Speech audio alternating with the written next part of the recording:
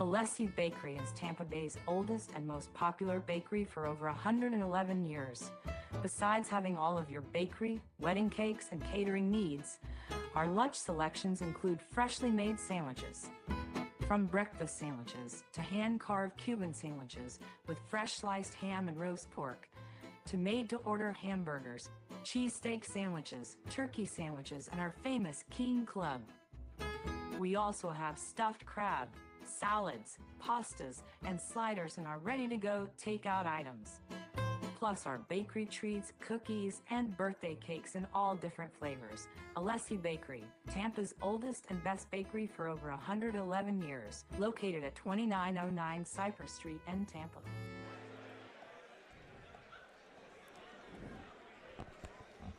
All right. Wait, I thought you could. Ladies and gentlemen, a very good evening to you, and we are coming live from the Hilton Tampa here in beautiful Tampa, Florida for another big night of action. It's all brought to you by Alessi Promotions. Ladies and gentlemen, once again, we have an amazing card in store for you all. First of all, I need to introduce my fellow commentators, the guys I'll be working with tonight. You already know his face, the very handsome, the former unified lightweight champion of the world, Nate the Galaxy Warrior Campbell, and to his right, former world champion Francisco El Azteca Arreola.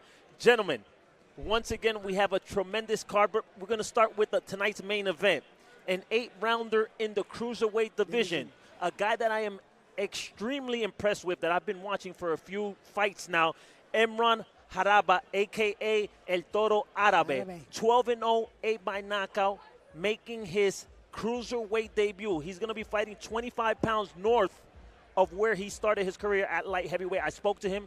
He said, I can't make light heavyweight anymore. This is the right time for me to move up to cruiserweight. Talk to me, Nate. What do you think about Imran? I like Imran. And I talked to his opponent today. I like him too.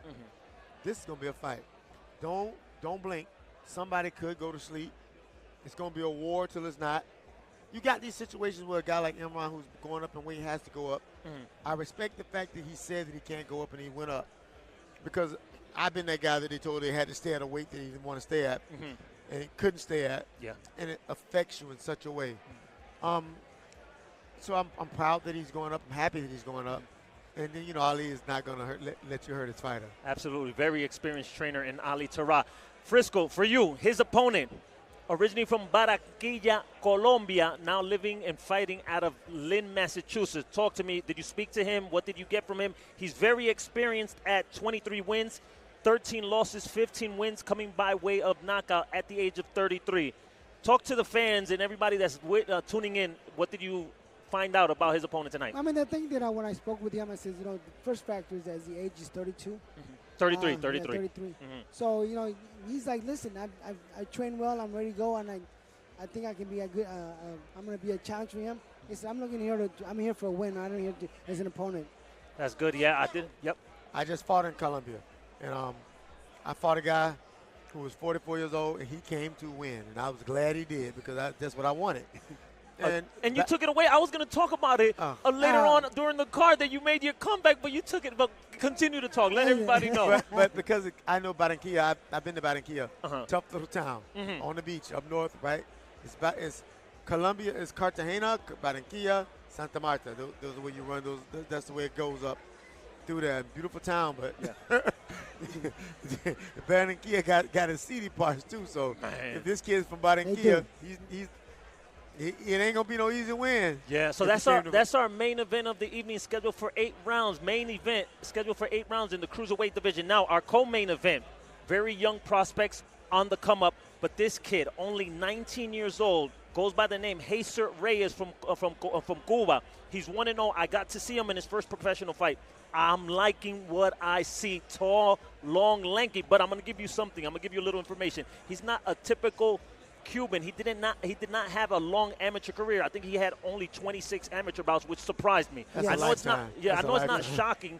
It shouldn't be shocking, but yeah, 26, being a Cuban from Cuba, born there, and moving over here with only 26 amateur bouts. But his opponent tonight will be making his professional debut.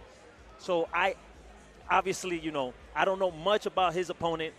He skipped the amateurs. He did underground boxing. That's where 11 years underground boxing. So that's where he came up the hard way. This ain't the same situation. But you know, I get it. That Cuban kid, that Cuban kid gonna be something different. Yeah. You know, I had a chance to speak to his opponent. Even though he done a lot of fighting on the ground, he seems to be very knowledgeable about boxing. He is very knowledgeable. I agree. I was very surprised. He says, I'm here to win. He says, I'm gonna push him. I'm gonna push him, see what he's got. Yeah. for me. So that's our co-main event of the evening, scheduled for 4 rounds in the welterweight division. So now, for those that don't know, a couple fights fell through. But that really doesn't matter because Phil Alessi has been doing his thing. So we're going to toss it over to ring announcer Mr. Bob Alexander for the official introductions. Hilton, downtown Tampa, where tonight Alessi Promotions proudly presents a night of professional boxing for your entertainment. Tonight's matchmaker is Florida Boxing Hall of Fame inductee Chico Rivas. Just a reminder, ladies and gentlemen, there is no flash photography or lighted cell phones during the matches this evening. Please, no flash photography or lighted cell phones. Also like to remind the gentlemen, please remove your hats during the presentation of our national anthem. Tonight's bouts are under the auspices of the Florida State Athletic Commission, the chairwoman, Mrs. Tina Pike. The Vice Chair, Mr. Jeremy Webby. Commissioners are Mr. John Holly, Mr. Adrian Nunez, and Dr. Anup Patel. The Executive Director is Florida Boxing Hall of Fame inductee Timothy Shipman. Assistant Executive Director, Gregory L. Pitt. All bouts are scored on the 10-point must system with the 3 knockdown rule in effect. Ring officials assigned by the Florida State Athletic Commission. The attending ringside physicians are Dr. Mary Ellen Shiver-Tersigny and Dr. Tim Carlson. Your judges scoring at ringside, Joanne Richard, Jacob Russ Sr., Florida Boxing Hall of Fame inductee Dennis Devon, and Florida Boxing Hall of Fame inductee Brian Gary. Your timekeeper is Florida Boxing Hall of Fame inductee Phyllis Gary. Counting for the knockdowns will be the alternate referee, and your referees in charge of the action, Florida Boxing Hall of Fame inductee Rodolfo Aguiar and Florida Boxing Hall of Fame inductee Chris Young.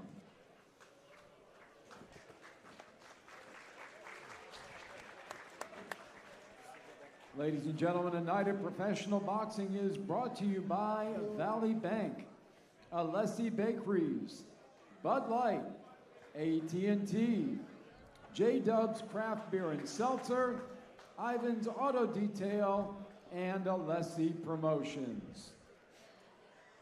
Now ready to make his way to the ring from the blue corner, Nathan Thread. So now Nathan, the ultimate threat, is making his way to the ring for the very first time as a professional. I don't know what he's feeling. I couldn't gauge him in the interviews. He only had 35. I like asking fighters, how many amateur bouts do you have? He has 35, which is, limited. But he's fought on a national level, even with 35 amateur bouts. I had 36. Yes. You had 36. That's it. That's all you had. That's all. And became a unified lightweight world champion. I also Very made rare, trial- very rare. I made the trials and I became one of the officers, too. So you're telling me, amateur experience is important, but not as important as I'm putting it? No, it's not. Because I'm going to be honest with you. Okay. Everybody's different. Everybody, some guys stay too long. Some guys don't stay long enough. Yeah. It depends on how he turns out right now. Yeah. So here he is making his way to the ring for the very first time as a professional. Great Nathan. music. Great music. Yeah, great music. Yeah. Fighting out of Summerville, South Carolina, age 25 years old. Started amateurs at 19. Started boxing at 18. Had his first amateur bout at 19. I like it. I like the kid. I like his demeanor. When I Yeah. was interviewing him, I like him. He seems calm. Yeah. I like his corner, too. Now, It's gonna Frisco, be- I'm going to ask you. Wait, hold on. Yeah. Let me see if he's going to call in his opponent. Yes, he And is. now, ready to make his way to the ring from the red corner, Johnny Garcia. Here comes his opponent tonight, Johnny Garcia. Speed Garcia. Goes by the nickname Speed. Trains under Ali Tara, who has a lot of fighters fighting tonight, Yes. and is a well-known commodity here in the Florida boxing scene. Yeah, Hall of Famer. Yeah, Hall of Famer. Hall of Absolutely. Famer. Absolutely. And he was one of my chief sparring partners for years. As a matter of fact, he spoke no English when we started to spar. Really? He's from Iran. Yeah. And he was dating a young lady that was Russian, but she spoke his language. And I would look over and tell him what I'm saying. I talk the most trash.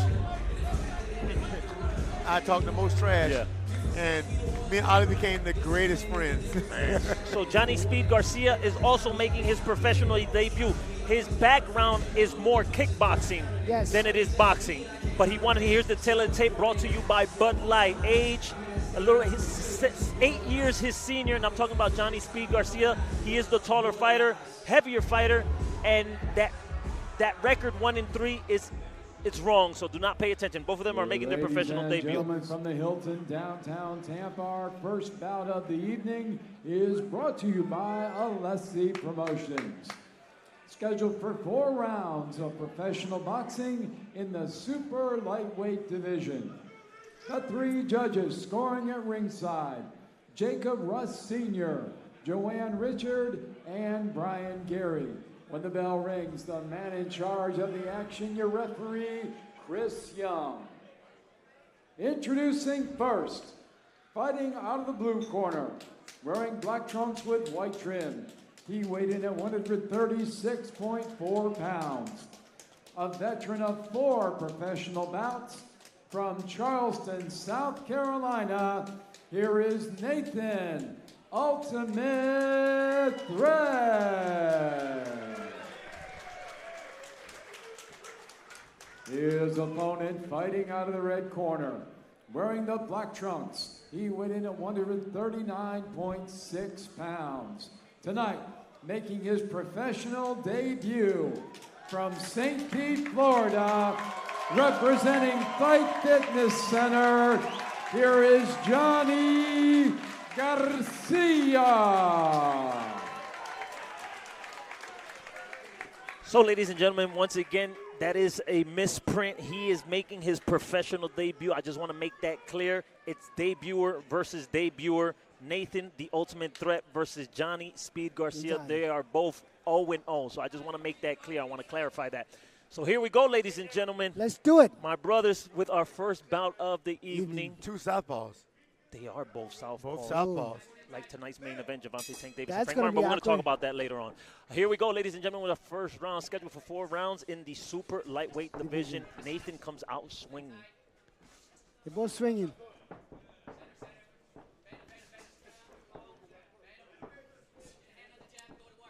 I mean, not a lot of skill set so far. I mean, they started, Yeah. Nerves might be there a little bit. Yep. Now, Frisco, you're a southpaw. Yes. You fought a lot of orthodox fighters, but Yes. have you ever fought another southpaw, and how does that feel fighting another southpaw? On the Awk- inside, both fighters awkward. letting their hands go. Nathan Thread's going to the body a little bit. Y'all missing it. He's touching Yeah. him to the body with nice Oh, yeah. stuff. Well, he's got the reach on him. Oh, good one, too, by Ooh, Nathan. Nathan, Good right yeah. hook. Nathan's a lot of moving. He's doing a lot of moving. Of course, he's a smaller guy at this point. He's looking good early. Yeah. Big jab to the body. Now, Nathan, he's not just he's college educated. He received his major in art design. So, Yeah. kid Art design and also marketing. in marketing. Yes, he did. Missed by Nathan Threat. Wild swinging left hand by Nathan Threat. Wasn't that wild from here? I didn't see him catch him. Good jab by Nathan. They're throwing some good leather right now. So how long does it take you as a comer, if you see the guy and you say, okay, he knows his way around the ring? I knew that right out of the gate. Right out of the gate by his movements. Thread is Thread is landing these shots. And he's going to the Good body. short right hook To the body. to the body. Oh, he touched him with the left hand. Good 1-2 by Threat, letting his hands go early in the fight. But he's running away. He seems to be running away when he. Okay, so you're saying he's going too far. Well, the way he's stepping back is almost like he's running away. He needs to be stepping on an angle. Right. He's not. He's stepping straight back in the line. And Garcia might throw something while he's doing that. Well, I mean, Garcia. Good straight left by Threat one more time. Threat means to do what he's doing. And he switches to conventional now. He's a little bit more aggressive. Goes back to his southpaw stance. Both guys are trying. No, they definitely can. There is no feel-out round in this fight right now. No. Oh, good. Good straight left by Nathan Threat. Another straight left. Think he hurt. Ooh. Caught him with a nice up. He missed with the hook, though. He missed with the hook. He hit with the uppercut. But Johnny is giving as good as he's taking also. But he's just on the... He's on the take side. Yeah, he's on the take side a little bit more than Nathan Threat is. When he takes, when he gives, he does. Threat is breaking him down. Threat is really poised. Yeah. And he's aiming at the chest. Good first round by both Nathan Threat and Johnny Garcia. I mean, they're both trying. They exchange in the middle of the ring. Nice. And that brings us to the end of round number 1, scheduled for 4 rounds in the super lightweight division. Good first round, man. It is. Definitely good first round. Who you think got, not that we're scoring, but who you think got the better? I think Threat Jonathan got the Definite? Got the best, yeah. Jonathan's Garcia, right? Yeah, Jonathan and Garcia. Garcia, you think? No, Jonathan. Nate Threat. Yes. Is in the blue Nathan corner. Threat. Nathan Threat is in the corner. In the corner, yeah. I thought he did better than Garcia. Yes. I thought he landed more than Garcia. I thought Garcia took more than he gave. You think the butterflies were there early? No, he killed those butterflies quick. Threat killed those butterflies quick. But, Garcia, he killed the caterpillar. Garcia should have the advantage because he's taller, he's bigger. Mm-hmm. But he's not using it. Yes. But he's not active. Not using it to his advantage. Here we go, seconds out. We are here once again live from the Hilton Tampa in downtown Tampa, Florida. Here we go with round number 2. They meet in the middle of the ring. Once again, Nathan is leading the attack by starting to jab first. And he's moving consistently, which is good. And he's throwing to the body. Oh. Headbutt. He leaped in and hit him with a headbutt. Is there a cut? Nathan also acknowledges in the mouth that it was a headbutt. Christopher Young, one of the best young up-and-coming referees in all of Florida. He's done some world title fights already, small ones. Yeah, he's doing a great job. Chris is a good referee. Everything is okay. But I won't say it out loud. It'll get to his head. Missed by good counter right hook by Nathan Threat. Threat is going to the body. He is starting to beat Garcia up a little bit. Yeah. He's letting his hands go. Garcia is getting me, and this is just me watching what's going on. He's keeping his head up way too high. And I'm talking about Garcia. And he's also 6'1". In exchanges. And he's also 6'1". And he's not utilizing his height. That's for sure. Well, he's not being allowed to either. Because Threat is giving him in, out, right, in, out. I mean, if I have his reach, I would be jabbing, keeping my opponents on the outside. Threat has an awkward style. He does. Very awkward. Jab and a miss counter. Garcia tries to counter, misses. He's still trying to walk Nathan Threat, gets caught with a straight left hand. Threat puts them together when he does throw sometimes. Good right hook by Nathan Threat. It sounds like a trash can lid hitting the ground. Hey, we can hear from here. Very good. Again. I mean, so far, now, what does it's being more aggressive. Frisco, what does Garcia have to do? Garcia needs to get he needs to duck. He needs to put his hands up for one. Yep. And be nice if he threw punches. Yeah, that would help. You have to remember, a lot of times kickboxers tend to neglect their hands and work more on their feet. So. If he had good check hook by Garcia. If Garcia had neglected his feet, he might want to use them to run away. He got hit with a good body shot. Swing and a miss by both of them, with Nathan connecting on a short right hook to the body. Nathan's just being the most aggressive. Good exchange. And Good body shot from Nathan he Thread. is letting his hands go. Nathan Thread is doing the work here and taking a chance, too. 30 seconds left in round number 1. Scheduled for Look 4 at the in body the super there. lightweight division. 2 debuters going at it. I love 4-rounders. 4-rounders are good, man. You don't have time to sit back and play. You got to let it go. Oh, good shot by Garcia. Good shot. Hurts Nathan with a short right hook. Nathan grabs on. They're still going at it. And that brings us to the end of round number 2, ladies and gentlemen. Scheduled for 4 rounds in the super lightweight division. Very entertaining so far. And I still gave that round a Very threat. good. Here we go. Nate, talk to me about the highlights. Well, he's going to come back with the hook. Good shot. That's when the he shot. got That's hurt. when he got caught. Yeah. Garcia caught him with that shot. A lot of hooks being thrown in that. Yeah, they are exchange. hookers. They're hookers. Definitely hookers. Definitely a hookers. But obviously, and not to keep harping about it, but Johnny Speed Garcia should be using his jab. He is the taller, longer fighter. From what we see, we don't have the reach advantage or the reach measurements and everything in his height, but he is looking like the taller, longer fighter, Yeah, so he he's should be the- jabbing, correct? He's Yes. not utilizing his assets. Okay. Well, he's getting them kicked, too. Yeah. Man, so yeah, our first fight of the night. 2 rounds to go. I'm guessing you have it 2-0. 2-0? Okay. I'm not giving him a round for one shot. Yeah.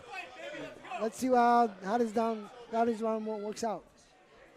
They meet once again in the middle ring like they're supposed to, hopefully. Threat caught him right out of the gate with a left hand.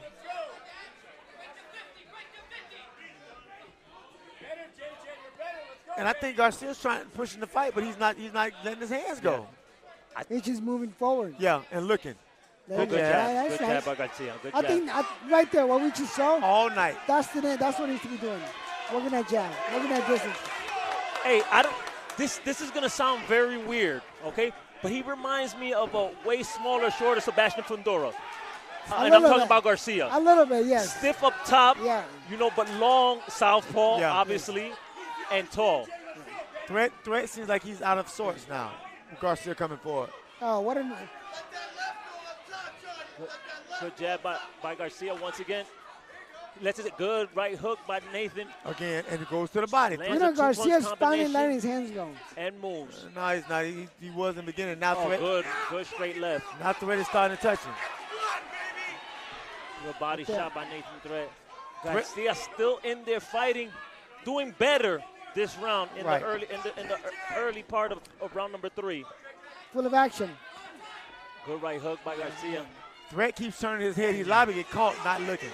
He's going to get caught. And Garcia, Garcia is like with the momentum on his side, pressing forward with the action. He tells the ref he got hit with another headbutt. Referee Christopher Young gives him a warning Billy Goatish. for Very hitting him Billy with his Goatish. head. Nathan's got Good a 1-2 by Nathan Threat. bloody nose there. Yeah, he got hit with a good jab. The momentum has shifted Yes. slightly in favor of Johnny Garcia, doing Oh, much better yeah. this round.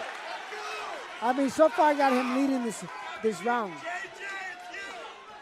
He's starting to sit on Okay. these shots, too. There Good you shot, good right hook by Garcia. Good You- counter, good body shots by Nathan Threat. Did you see how probably now Nathan get a little Good tired? jab. He's hurt. I told you he's getting hurt. He's getting tired. Yeah, Nathan in this round bloodied, Yeah. blood streaming from his nose. He's taking the worst of this round. Yeah. There it is. Oh, right Good there. left. Garcia's putting pressure on him. Good fight so far. Great comeback. They are going at it, these two. Nathan switches stances, goes to conventional stance, see if he wants to switch See, them. Garcia's working back that to jab, southpaw. finally. And I think that was just a trimming Good his straight shaking left his by fight. Garcia. Threat is hurt. He is hurt and tired.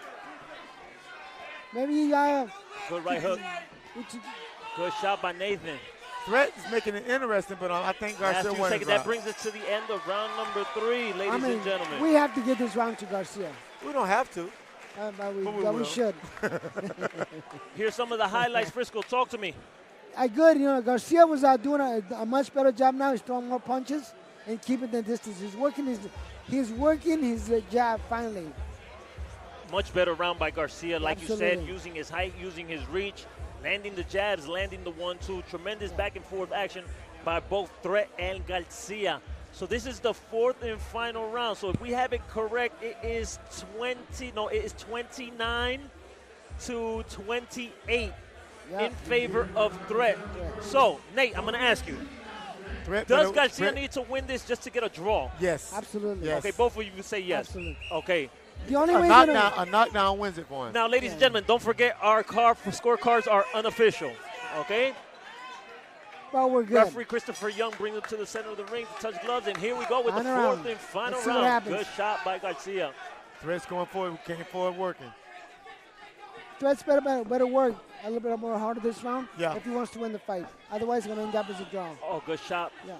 Good left hook. He might want to learn to move his head after he punches, too. And he's walking him down, putting pressure. Good shot by Garcia. Nathan. Oh, good shot by Nathan. Good right hook by Nathan again. Man, a lot of heart shown by both fighters, Garcia and Threat. I think Nathan knows shot. Good three-punch combination by Johnny Garcia. Garcia's making the fight now. And I think he cut him. Yes, now Johnny has another cut. No, that's from the nose. Okay, still the same. It's just brought good shot by Nathan.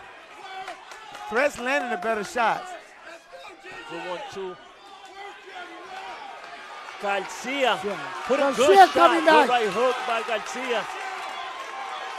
I tell you what, Garcia's doing his very best to win this round. He is desperate. Christopher Young breaks him up. There's blood everywhere. Bloodbath today. He don't. Hey, for a debut, good shot by Nathan Threat. Uppercut. For a debut fight, they're in tough, both of them. Yeah. Good job by the matchmakers. Threat is throwing some shots together here, baby. Chico Rivas. Florida Boxing Hall of Famer. And swing and a miss, a wild swing and a miss by Nathan Threat. Chico Rivas, 2019 inductee, my classmate. Oh, yeah? Oh, yeah. We are down to the last minute of the fight, close to. I tell you what, at this point, this round is up for grabs. It is. It's up for grabs. Either one can pull it out. This round. Okay. Nice stuff. Threat is resourceful. Threat is resourceful. I don't know. I kind of see Garcia winning this round so far. Threat's problem is I kept telling him he was turning away. Right there. Look. 1, 2, 3, 4. Good. 4 good hooks. He needs to win this round. Hook, right hook. He needs to win this round for a draw. Oh, good body shot by Threat again. Garcia walking his opponent down like he's been doing the whole entire fight. That's true. Threat is tired. And we are down to the last 20 seconds of this great fight. Our opener of tonight's card, back and forth they go with the fight hanging in the balance. Good right hook by Nathan. I tell you what, Garcia definitely swing and a miss. Garcia letting his hands go. And they're right here. Good. What a fight. Bro. What a good start. This was a great. I'm just going to tell you, I don't know what they're going to do to back this up. Man. These kids come to fight. Oh, yeah. What a fight, man. And everybody is showing them love. So absolutely, hey, they deserve this. Yeah, he started bleeding early. I would be stunned if it's not a draw. It's a draw. I would tell anybody, and I know, I'm going to tell you, this was a good fight. Absolutely. I totally agree with you. So if your scorecard is correct, which, ladies and gentlemen, once again, it's unofficial. We have, 38-38. So we should have a draw if you see it your way. Yeah. Do you agree? Yeah. All right, now, this is the bad part. We have to name the judges. Our judges for tonight's bout, Brian Gary, very experienced. Joanne Richard, very experienced. and Arnise Register. Those are our 3 judges, so they do have it tough. Very first fight of the evening, they have it real tough. Those are our 3 judges. I don't know because Joanne, I call her Ma. Okay. That's Terry Trecker's mother, Hall of Famer. my promoter and close friend, like a brother to me. Mama gonna call it right. She gonna call it. She gonna call it the way she see it. She's unemotional when it comes to this. Yes. Which is their job, obviously, leave the emotions out of it. Yeah. Because we get excited. Yeah. They shouldn't be getting excited. Well, She they don't- can, but it should yeah, be nice and she quiet. doesn't. She has a poker face, stone face, just whatever it is, it is. Man, great fight by Nathan, the ultimate threat, and Johnny Speed Garcia, man. They let it all hang out. Now, I think ring announcer Bob Alexander has the scorecards. And I'm going to pass it back to him, Florida Boxing Hall of Famer. Ladies and gentlemen, before Bob I Alexander announce with the the decision, final let's have a decision. nice round of applause for both fighters, please. Let's call it a draw and be happy. What do you say? Ladies and gentlemen, from the Hilton, downtown Tampa, after 4 rounds of professional boxing, we go to the See a draw. scorecards. All 3 judges, Jacob Russ Sr., Joanne Richard, and Brian Gary, score the bout 38-38. We have a draw. We called it right, baby. We called it right. Yes. Hey, obviously, Garcia has a lot of fan base because Yes. he's nearby, but it is the right. It is the right call. call. There is no Absolutely. right call. 38-38. There should not be any disagreement, any arguments. And you hear the boos. I don't know why. And It shouldn't. Garcia deserves a lot of Credit. deserves his flowers, his credit, because he fought back. He lost the first 2 rounds, still didn't give in, still didn't quit, and came back and pulled out a draw Yeah. in his Yeah. first Oh fight. yeah, as a I told you the professional. only way he was gonna win this fight was by knocking out. Yep. Man, what a fight to start the night. Oh yeah. Hey, Man. good start. Good job, Chico. Good job, Chico Chico. Rivas. He must be smiling Aye. in the back like, yes, I Aye. did this. What is Chico's real name? Melvin. Melvin Rivas. Good. So while we wait for our second bout to begin, obviously a lot of boxing. I want to shout out our sponsors for tonight: Valley National Bank, Bud Light, AT&T, J-Dubs, Alessi Bakery, and Alessi Promotions. Once again, thank you so much to our sponsors for teaming up with us with a great night of professional boxing. Man, this is great. This is our third show working here at this venue. Yes. Yes. I think together. Yes. Man, we're building something here, and Oh, I yeah. love it because Alessi Promotions. Well, I'm gonna tell you what else we got. As we get so excited, we have to stop to thank Phil Alessi for putting these shows on. Yeah. These shows are very good shows. I want to be pay homage to Chico Rivas for that first fight. And if this is just the beginning, if it's going to get better along the way, Yeah, absolutely. we're going to lose our voices tonight. So we still have So far, we're doing good. Yeah. Yeah, I mean it's the first fight, so but that's the way you start off the show. That's the way it should be, you know. Yeah. A good 4-rounders are usually good. Like we said before, they don't have time to sit back and think and relax and set traps. Hey, let's go. Let's get this fight going. It's still a brawl. Yeah, my 4-rounders weren't good. They were over. They were over quick. First Over round. quick. First round. The first fight was first round. Second fight was second round. Then I went to 6 rounds. And I must say, both of you are looking very sharp today, gentlemen. Hey, you. so are you, man. I like the bow tie. Yeah. I don't know why I did the. I'm gonna be honest with you. I love the bow tie. I'm gonna let the viewers know. I forgot my other tie, and I had this one in my book bag. So I let me throw this one on. almost paid homage to Bob tonight and put on a red bow tie and put on a red handkerchief. Yeah. I found it, but I'd already put this one on. I'm like, Thank God. I don't know if we can have 2 guys being commentators with bow ties on. I don't know if that. we can because they do it all the time on the big You shows. think that's going to be good? So while we have time, Florida Boxing Hall of Fame, June 21st through the Yes. 23rd next And week. now, ready to I will make be here. his way to the ring from the blue corner, Ulisses Carbajal. So Ulisses Carbajal, very, very experienced fighter, but upside-down record. Originally from Chinandega, Nicaragua, but now living and fighting out of West Palm Beach, Florida. 5 wins, 14 losses, 19 bouts in total. He's been stopped 10 out of his 14 bouts, making his American debut. And I think it might be bad for him tonight because Stephen Ray can crack a little bit. You got ahead of Stephen Ray. yourself. Obviously, I'm a big fan of Stephen Ray, a.k.a. Finishing Touch, but, you know, he can't look past. We don't know how long Ulisses has been training, if he's taking this fight serious, but, you know, he's a fighter. He has a lot of experience. He's 19 bouts into his career. So let's see what he gives in this fight. Hey, guys, I want y'all to know something. The man, the myth. I just talked about the man, the myth. I just talked about the man, the myth, the legend. Terry Traeger just came by. Hi. Hey, now somebody's punching me in the back. I'm like, who in the heck? Yeah. So a little trivia, And guys. now, ready to make his way to the ring from the red corner, Stephen Ray Jr. So Stephen Ray Jr., undefeated, 25 years old from Lauderhill, Florida. This kid He's talented. is very talented. Very I've been poised. seeing his last 4 fights. Very poised. Love Thank you, every, Nate. Well love said. every one of them. But, dude, you got to realize something. Dude, come on, man. He ain't scared of these guys. Look who he came up sparring with. Yeah. He just sparred Randall knockout King Bailey. His uncle Yeah. is Randall Bailey, former WBO, I think, welterweight champion of the world. IBF, as well as he was champion, 3-time champion, two or 3-time champion. The pride of Miami, Florida. One of them. Oh, yeah.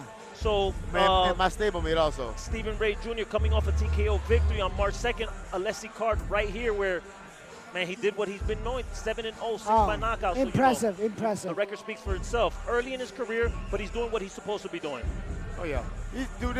He's a contender. He's from Contenders Boxing Gym. That's family. That's family to us. I'm blessed. I'm blessed watching his ascent. And here goes Bob Alexander with the official introductions.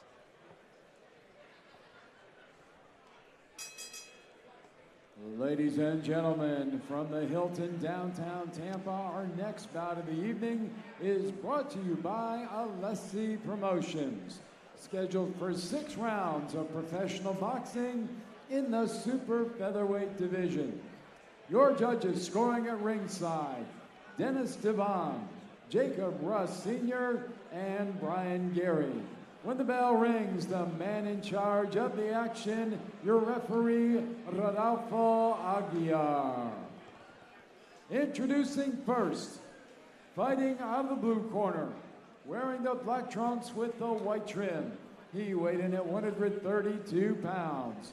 A veteran of 19 professional bouts, El Hijo de Chinandega, Nicaragua, and West Palm Beach, Florida. Here is Ulisses, El Terrible Carbajal. His opponent fighting out of the red corner, wearing the white and silver trunks. He weighed in at 129.2 pounds.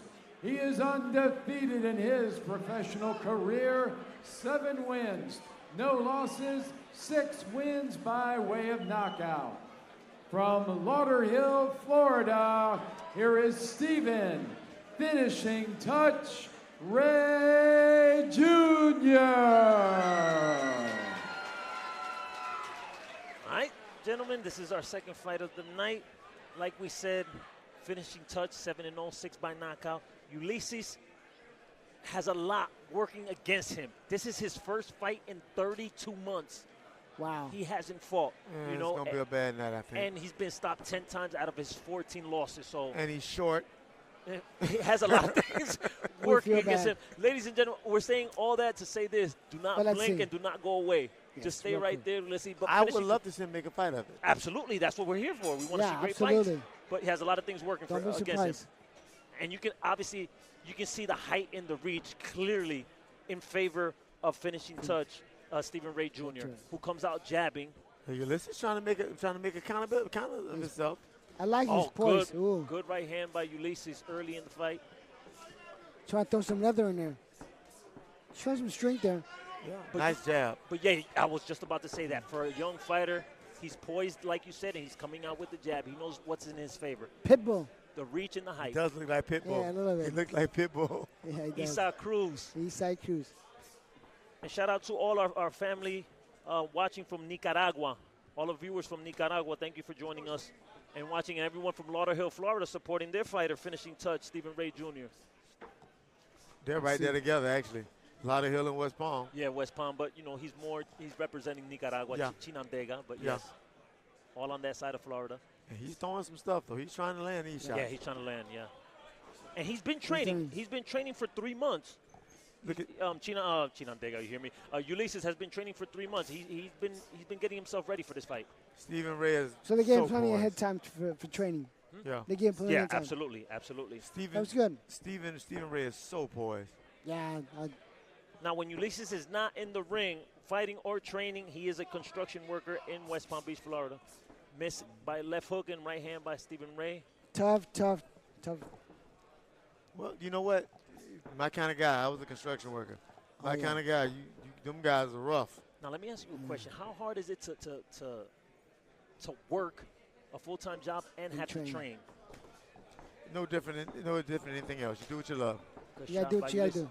Ulisses aiming for the body of the taller fighter. I like the Ray pressure. Jr. I like the pressure by Alessi. He is putting a lot of pressure on Stephen Ray. Oh, good right uppercut. Good left hook by Stephen Ray. Stephen Ray hit him with a Bernard Hopkins left uppercut. Or right uppercut. Set it up. Still early in round 1, scheduled for 6 rounds in the super featherweight division. He looked good for 130, and I'm talking about Stephen Ray. He has the build. Yeah. I looked at him the day I told him, I said, I can't believe I was of your size. And he said he can make 126. That's what I had to tell people. He's big for 126. He's big for 130. Yeah. He's tall anyway. Well, he carries his weight very well, which is nice. I like his poise, man. It's just on point with everything. He doesn't stress out. And he said the only reason why he turned pro was he couldn't fight. I mean, no one wanted to fight him here in the state of Florida. So he's like, man, I'm tired of going to shows and I can't get fights. I'm going pro. Uppercut right hand. Yeah, right uppercut left hook. Ooh, nice 1-2. Ooh. I like Pitbull. Young man. Hey, Ulisses es terrible.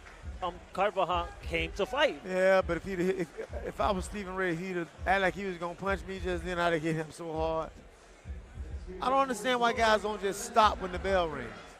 Oh yeah, he kept on going. Ulisses kept on going. I was fighting Kid Diamond, he pulled that also. So what do you think? What did you get the round to? I had to give it to Stephen Ray? Stephen Ray, but Stephen Ray was so poised. He handled his business. He landed better shots. Both guys were trying, but the better shots were landed by Ulysses. By Stephen Ray. Ulysses tried. He was more aggressive. I think he landed more. I don't think he landed more. I don't think he landed better shots either. Well, that's only coming from us. We don't know what the judges are thinking, or seeing, but yeah, I have it in favor of Stephen Ray for that first round, but what I say doesn't matter. Here we go with round number 2, scheduled for 6 rounds in the super featherweight division. Stephen Ray comes out with that sharp jab. Nice, boys. I think this round is open up a little bit better. Man, I just sitting down really nice. I like that. Stephen is looking for that to explode with that right hand. He just set him good shot by Ulisses. He's just trying to line him up with the right hand. Ulysses is no joke, though. He's definitely here to fight. He came here to fight, absolutely. Hey, experienced fighter, 19 fights. Yeah. He's seen a lot of wars. Oh, good right hand by Ulysses. Good right hand by Ulysses again. He's good giving right up. Uppercut. An overhand right by Stephen Ray. My debut was against a guy that was 5-14 at 147. 5-14. Oh, good right hook by Stephen Ray. Misses with a wild swinging left hook to the body. Ulysses. Good right hand by Ulysses. Good left hook by Stephen Ray. Pretty good pressure on Ray. I mean, he's throwing and landing some good shots. You can't deny that. No, you can't. But these are the fights that Stephen Ray does need if he's going to work his way up the ladder, correct? Absolutely. Right. He needs that experience. He can't just be knocking everybody out. Listen, I like to see him go the distance. I don't see that happening. Now, Frisco, let me ask you a question. So, obviously, Stephen Ray he's poised, like we've been saying. He's the taller and longer fighter. Should he be boxing and walk him into a trap? Because from what I'm seeing, he's walking his opponent down. He should be doing exactly what you just did right there. He threw a double jab and see what was the outcome of his opponent's reaction. I'm going to give you one. Another reason I believe he should be walking forward, because this kid can't fight backing up. He's a forward fighter. Good point. Great point. But he is landing. Who? Ulysses. Right, because you allowed him to come forward. He has not landed anything since he's been backing up. Look at the difference. The complexion, when he's coming forward, he's punching. When he's backing up, he's not. I mean, the count on Ulysses and Stephen, I mean, obviously Ulysses is landing and throwing more punches. I don't think so. He's throwing more. He's landed a few. we're not gonna give him all the credit in the world. No. But he They is both landing. just- Steven lands 2 soft jabs, not much. But my there, problem look is at Ulisses that. comes over the top. my problem is he's looking for that one shot. If he goes forward, he'll get it. Got you. If Understood. Steven goes forward, he'll get the shot. Going forward is what he needs. There There it it is. Good Yeah. shot by Steven Ray. Good counter. Makes him miss, makes him pay. Ooh. Ulysses still Still undeterred, coming back, coming yeah. forward. Oh, he's deterred. Trust me. Oh, yeah. He's not here to lay down. He's here to fight. He's deterred because he's not coming forward that much. I like this fight. Brings us to the last 10 seconds of round number 2. Steven Ray versus Carbajal. It's starting to wear him down. Good right hook. Good shot.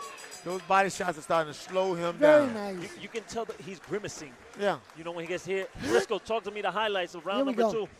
I mean, Ulysses is throwing some good punches, but Reyes coming back, countering, doing beautiful counters on that. Very good counters. He's countering well, because I'm telling you, Ulysses is throwing the shots, Yeah. but he's getting hit. And so it's not no argument, but it's the subtle stuff that Steven is doing. Yeah, he's throwing not as many, but he's landing more. It's very subtle. Yeah. But I believe that Steven Ray should be working on letting his hands go, because in times to come, he's not going to be able to pick guys apart like this. Yeah. A little trivia question. I'm going to get it wrong, so you can Name the ask me. referee.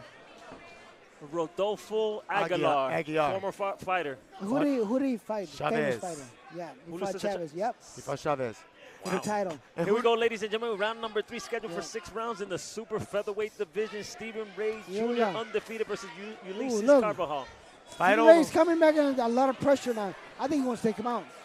Told you don't go Right to there, yeah. He's putting Steven pressure. Ray comes out aggressive, Yeah. gets caught with a He's short coming back with right a hand by Ulysses. Different mindset right now. And also, I sparred with Aguilar when I was amateur. Yeah. And he could Pressure. Good still punch. combination by Steven Ray. Fight over. Left I hook, think right Steven Ray hook wants to come in and combination. take him out. Good Oh, double left double hook. Oh, man. Beautiful. totally different outcome on this round. Changing Ooh, the pace. nice Right, that's uppercut. Down go Ulysses Carbajal. That's it. Nice And Rodolfo uppercut. doesn't even count and waves the Yeah. fight off. It was too many punches. Too many. Beautiful combination. Yeah. Gotta come Yeah. forward. Man, I told you when Steven Ray acknowledges unified lightweight champion. Excuse me, I'm sorry. Let me, Nate, talk to me about the highlights. hit him with a nice, beautiful uppercut. The uppercut was what stopped the fight. The double hook is what pushed him off the hill. He acknowledges Nate Campbell with a eye wink and a head nod, and Nate's still coaching from here. You need to come forward. You need to come forward. Obviously, you all heard it. Great performance, but correct me if I'm wrong. I feel like Chico's like, stop playing around. You should not be playing around with this guy. You can't I play think with he your ca- food. Eat It it. makes you think, like, did he carry him for the last 2 No, rounds? he didn't carry him. What he did was he get to work. You get to work. You get to work. You get to work. I mean, the minute he said he takes him out. Okay, now, for those listening to us, what does get the work in? Get rounds under Get your rounds. belt? You need the rounds, man. I See mean, different Yeah. things? I mean, I used to carry you. Okay, you don't have He to got say to this. work. You don't have to say this on air, okay? Man, but Steven Ray now moves his record to 8-0, 7 by knockout at 130 pounds. What's his ceiling? If not his ceiling, what is his next step in this maturing process in the sport of boxing? I say, what, this was a 6-rounder? Yeah, this was a 6-rounder. They're taking their time with him. He's young. Take him up to 8 rounds, or give him one more hard 6. Okay, now, Frisco. I like to see him fight a 50-50 fighter now. Now, at this Yes. point of his career. One more Because 6 he's rounds. very talented. Yes. I like to see him. Like, listen, I want to see Ladies his and talent. gentlemen, let's have a nice round of applause for both fighters, please. Ladies and gentlemen, from the Hilton, downtown Tampa, your referee in charge, Rodolfo Aguilar, calls a halt to the bout at 39 seconds of round number 3. Your winner by TKO, still undefeated, Steven Finishing Touch Ray Jr. Now, Now, this question is for both of you. I'm not trying to play devil's advocate. They have stopped the fight or give him an opportunity to For what? to get back up and get beat some continue? more? No? Yeah, so the stoppage was good. Oh, it was very good. You didn't see him arguing about it, did you? That should tell me But then again, he wasn't in the ring. everything I need to know. Great, tremendous performance once again by Stephen Ray Jr. moves his record to 8-0, 7 by knockout from Lauderhill, Florida. Man, I think this is my 4th or 5th time watching him perform. Man, and his outfit. Oh, yeah. Man, boy, was fitted. Good. That's how, Man, he looks sharp. He looks sharp. I got to give him that. But, he has a lot of important people, that know this game in his corner, like his father, Stephen Ray Sr., and Chico Rivas, who we've been mentioning a lot. Oh, yeah. So, Chico, he has people that know the fiction. sport of boxing. Chico Rivas was trained to match fights by the great Jimmy Waldron. Man, you took it way back. Jimmy Waldron was also my manager. Oh, he was also your manager? Yes. Okay. Jimmy Waldron also, if you Your whole career? for a big portion of it. Okay. But for my second fight, for my third or fourth fight on. Oh, man.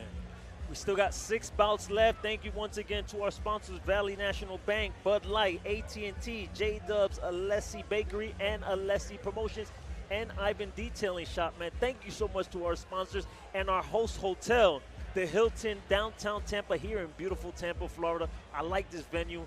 Brings a lot of exciting fights. It's man. old school building, man. Man, That's coming. That's You what fought here before, right? Mm-hmm. Absolutely. He fought here. And now, He fought here when they had horse and making carriage. his way to the ring from the blue corner, C.J. Randall. All right, our next fight, Aye. 4 rounds in the super featherweight division. First up, making his way to the ring, C.J. Rock Randall, 1-0, age 26 years old. Just fought in April 27, 2024, winning by majority decision. He's from Starkville, Mississippi, so shout out to everyone watching us from Mississippi. Thank you for tuning in. So talk to me, Frisco. You interviewed him. What did you get from him? He said he's coming here to fight. He knows it's going to be a tough fight coming up. A young guy out of Sarasota. Good. He's going to be a good fight. And outside the ring, when he's not fighting, guess what he is? A firefighter. Good, Nate. Good job. He's a firefighter, yes. So he should be in shape. Good Those jokers always Oh, stay in man, shape. hey, he was a breath of fresh air. I like speaking to him. Very articulate, very smart, and he knows what he wants in the sport of boxing. He started late at the age of 21, but he's making up. He's always in the gym, always working, always trying to better his craft. So, that was good talking to him. His favorite fighter, Floyd Money Mayweather. Yeah.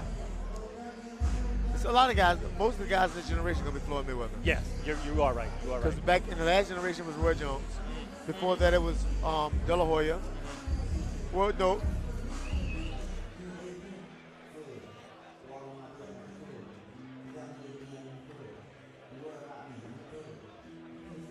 My name is EJ Griffiths. I'm fighting in the 130-pound weight class, and this is my pro debut.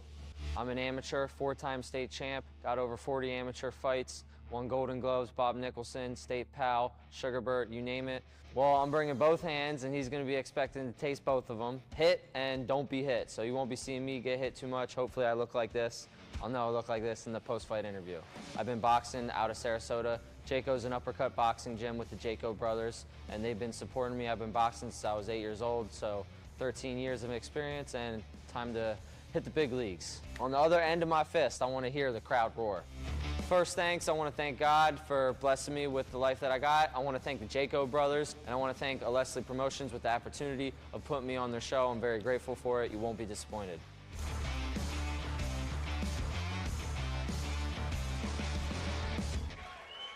And now, ready to make his way to the ring from the red corner, E.J. Griffith. The Jacobs are twin brothers, Adam and the Jacobs.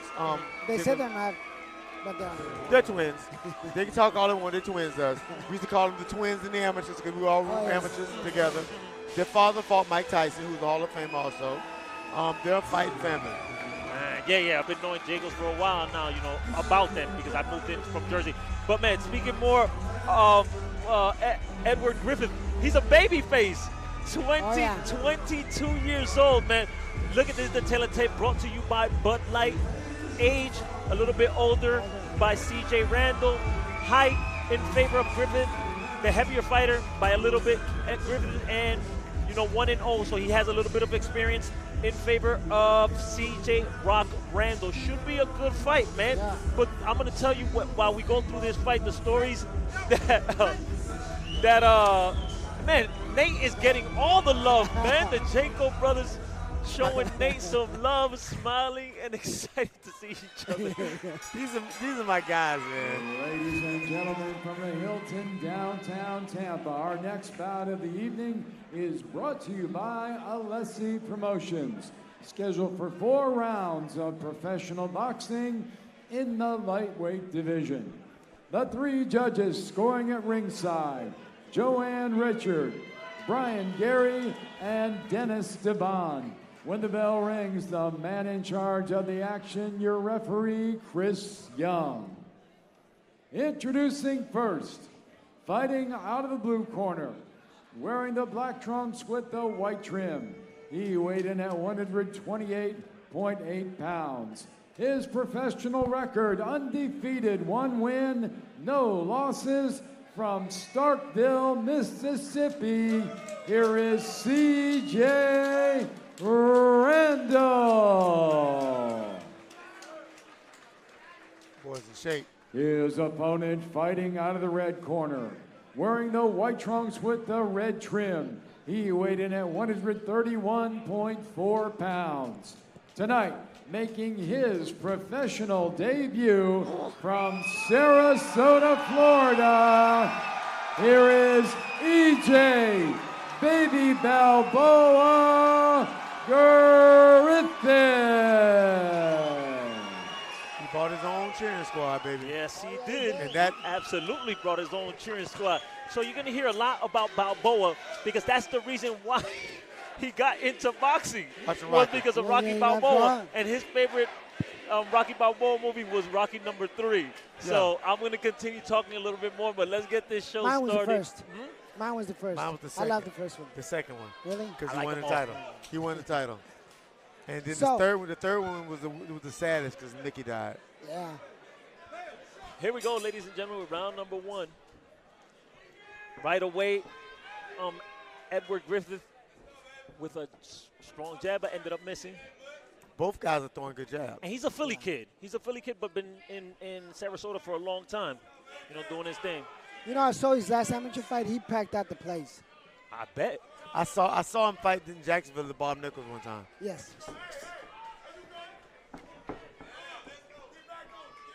Both guys are pretty decent fighters. Yes. Absolutely, you can tell.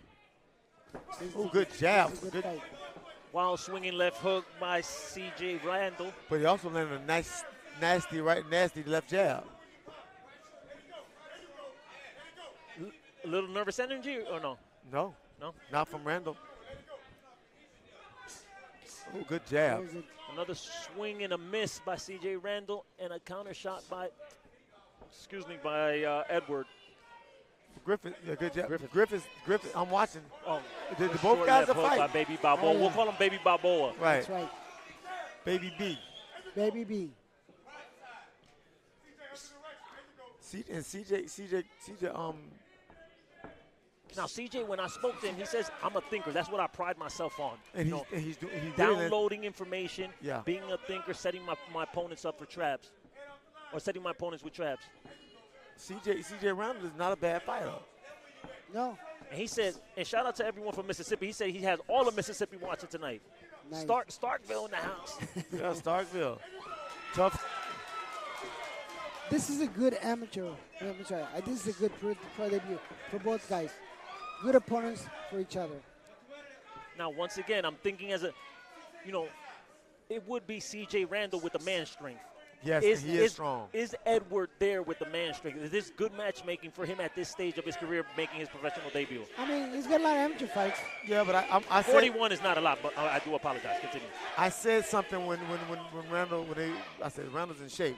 Yeah. He's in shape and strong. He been lifting. One thing about it, one of these guys has a regular job. Gets up and goes to work. Mm-hmm. If it's the same it is here in Jacksonville, in Florida, that's 24 and 48 off. And he's not getting hit with much. Jab by Baby Balboa. Not much going on in round number 1. A couple of exchanges here and there, but not much going on. Kind of tough round to kind of judge. It is. Wow, look how Swing strong and a miss he by is. Baby Balboa. CJ just threw him off like it was nothing. Last 10 seconds of round number 1. Scheduled for 4 rounds in the super featherweight division. While swinging left hook by Baby Balboa. Good stab jab to the solar plexus, and that brings us to the end of round number 1. Actually, he missed with that shot. He threw it. He missed it off the shoulder. CJ is the very sound Here are guy. the highlights. Nate, talk to me about the highlights. Both guys are trying. He landed a jab that doesn't. Also the jab that CJ's landing. Both guys are landing shots. It depends on that round could only goes to who I was you just choose. about to ask you who you might give that round to. Ugh. So you can't go wrong. Either one that gets the 10-9 round. It's gonna go for the home guy because he's in home. You know they're not gonna give it to the other guy. Yeah, I don't think Wait a they're minute, gonna give it to who's CJ. judging? Who's judging? Your judges for this bout, but it's still too early. Still too early. We I don't got think Joanne CJ's Randall. Richard, Brian, Gary, and Dennis Devon, all very experienced This is a hard one. professionals in the But sport of boxing. I'm gonna ask Ma who she gave it to. I'm gonna ask Ma who she gave it to. And that's what I'm giving it to.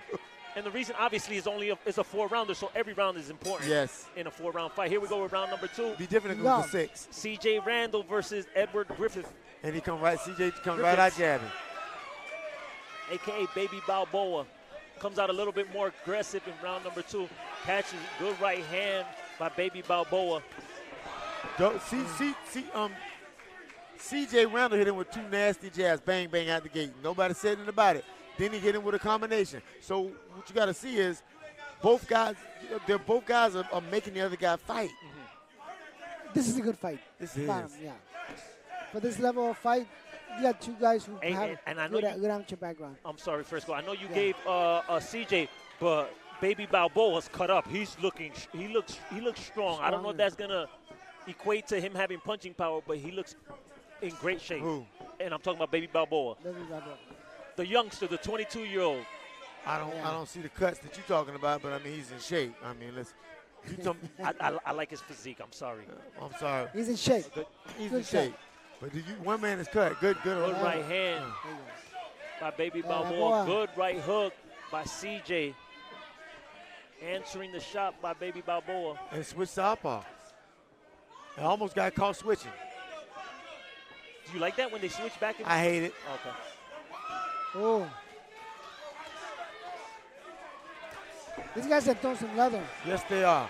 Somebody gonna get caught. Yeah. I just don't, ooh. Good body CJ rushes in. Throw a body shot. I'm afraid to see a little Baby headbutt. Balboa with body shots. They're both lunging with their heads, so I kind of worry about them. Good jab by CJ. Left hook swing. Oh. Counter left hook by Baby Balboa. I don't know why is he hurt? He's just landing a nice right hand. Stop Missing jab by exaggerating. Baby Balboa. That might hurt him. Good right hand from Balboa. That hurt. He got his attention with that. Oh, landing the right hand by CJ. Baby Balboa's coming. He got caught with the right hand just now. CJ escapes from the corner. Good move by CJ back into the middle ring. Switching. So now, what can CJ do or Baby Balboa if you were a trainer of either one? Talk to me. Go to the body. Somebody has to go to the body. Both of them. Baby Balboa is doing what he's doing. He's pressuring the fight. CJ's got him back in him. He's see that little hesitant. Feel a bit of that power that little Balboa has. Baby Balboa in the second round looking to walk his opponent down. But CJ's giving him angles, giving him different looks. He doesn't want to engage. His temperament is going to cost him the fight. And you're talking about CJ. CJ is I gave that round to Baby Balboa. I say it's 1-1. Yeah.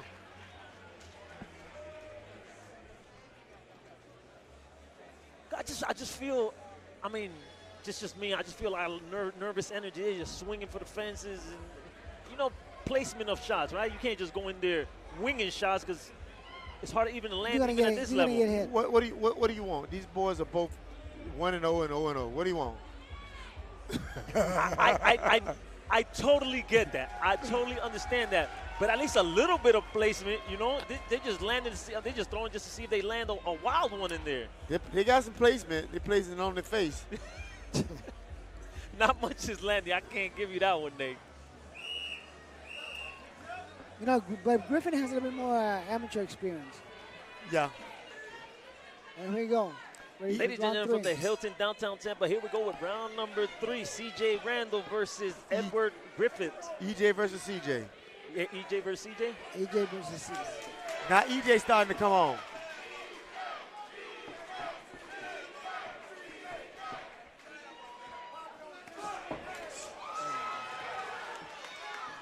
EJ's put on a double left hook by Baby Balboa.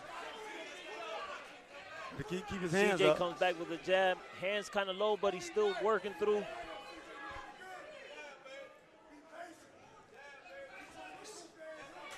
Good counter jab by Baby Balboa. Good right hand by CJ. Come up a little bit short, almost landed it. very good fight. Well, Chico, he outdid himself. Oh, yeah, this is good. Especially for a preliminary fighter. Good double jab by Baby Balboa. And a right hand over the top. CJ moving around the ring, but not doing much. Good jab by CJ. Edwards doing good pressure, keeping CJ off balance. Good jab by Baby Balboa. I think the CJ might be coming down a little bit. He's starting to hold. Coming down as in getting tired? Yeah. Okay. Yeah. Now, what should CJ do to change the? I know you said go to the body, but how is he going to get there? Jab to the chest first. Okay. Oh, yeah.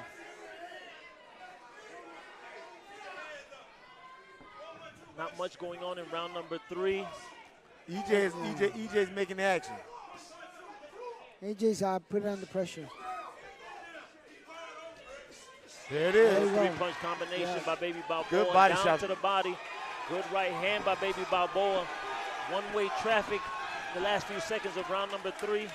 CJ swatted him with a hook. Yeah, CJ's a little showing more fatigue. Grabs, take a little breather. Good body work. EJ. There it is. There's the body work I was telling you about, Oh, yeah. EJ. Good combination by Baby Balboa. He's starting to land good shots. Yeah, I can hear them. And there's no answer from CJ. No, it's just a little bit more, very defensive. Now, what's the reasoning behind him going southpaw? He's frustrated. He's frustrated and he's tired. Ooh. Back of the head. Well, Gets a warning from Christopher Young. I don't know why the other guy He turned. turned into it, Yeah. correct. But that's not our job to be a referee. Hey, I'm just saying. Good, Left hook, good. overhand right. EJ's good Down job. to the body goes Baby Balboa. CJ that's- tries to clinch. CJ's tired. Nice Hey, body work. Ooh. Nice Baby body work. Balboa putting his shots together. Oh. That brings us to the end of round number 3, Ooh. scheduled for 4 rounds in the super featherweight division between CJ Brock Randall and Edward Griffith. Nate, Here we talk go to me with- about the highlights. Great work. There it is, the body work up top. EJ's doing good. Yep. He's starting to hurt him a little bit. He's starting to hurt EJ. EJ's starting to hurt CJ a little bit with those body shots. That clip was at the very tail end of the round, and I think that's what gave him the round. I don't know. I thought EJ was winning the round anyway.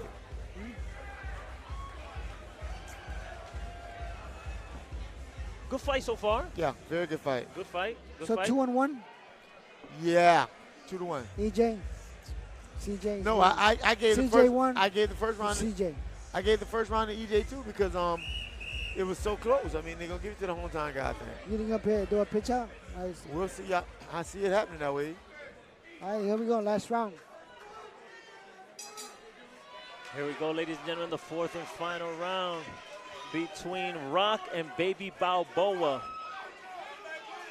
Baby Balboa trained by former fighters, the Jaco brothers. Soda. And CJ, a firefighter from Starkville, Mississippi. And he's running away like the fire's coming. The fire being Baby Balboa? Yep, good body shot, Baby Balboa. Pressure. Good body work. Oh, good. Great body work. Great body work. Great body work by Baby Balboa. And Baby Balboa letting his hands go has CJ cornered, Good body work. CJ's got his trying fatigue. to get the stoppage in front of his home fans. And Talking to his opponent, CJ. CJ has done this. Not gonna lie. That's something new, baby. When you first go pro, you can talk. They can't tell you to stop. So I think EJ just gave up. He just shot his load. If he didn't, he'd get right back on him. Because EJ has nothing. EJ shot his load, but EJ has nothing to give. See that? He's falling down, just being pushed with jet.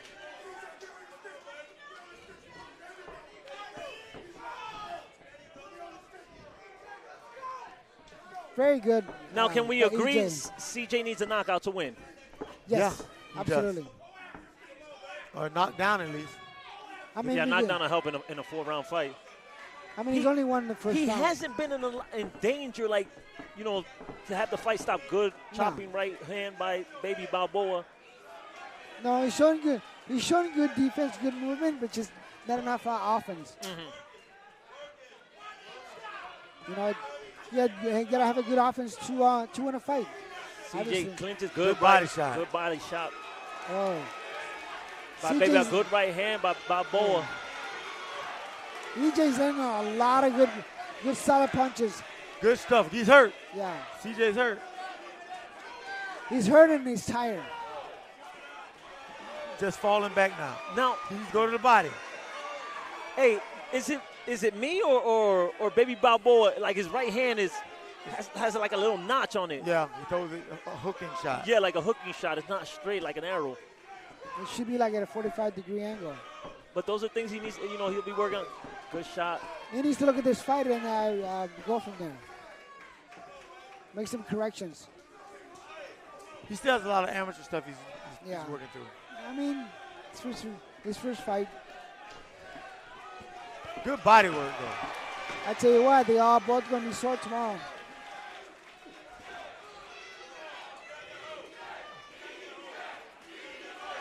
Oh, good. Right, and that brings us to the end of the fight.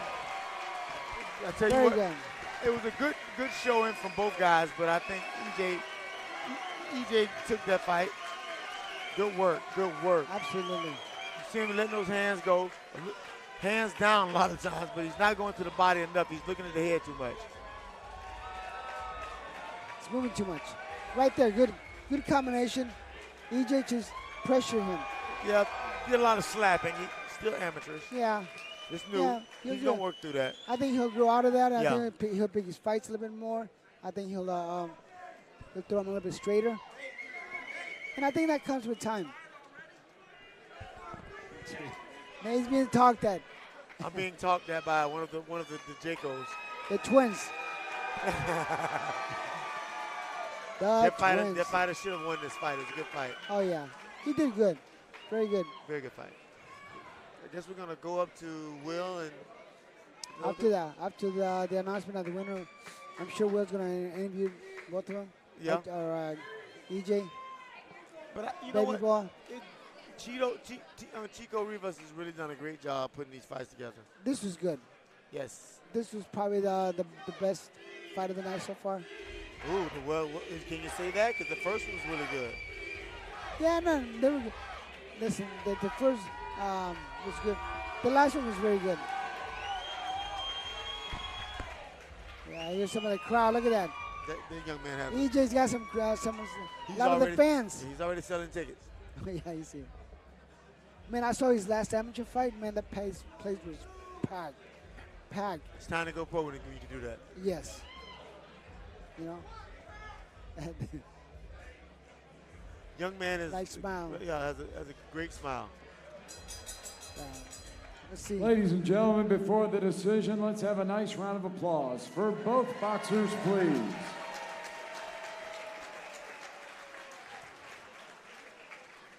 Ladies and gentlemen, from the Hilton downtown Tampa, after 4 rounds of boxing, we go to the scorecards. All 3 judges, Joanne Richard, Brian Gary, and Dennis Devon, score the bout 40-36. For the winner, by unanimous decision, E.J. Griffith. I told you the first round was going to go to the home guy. Yeah. It was a close round, but it was so close you Yeah. can give it to him. Tonight, great fight tonight. Young man still has his pretty face. I'm proud for my guys, the Jacob brothers. I'm proud that they got a great prospect that has a future. Yep. Good fight.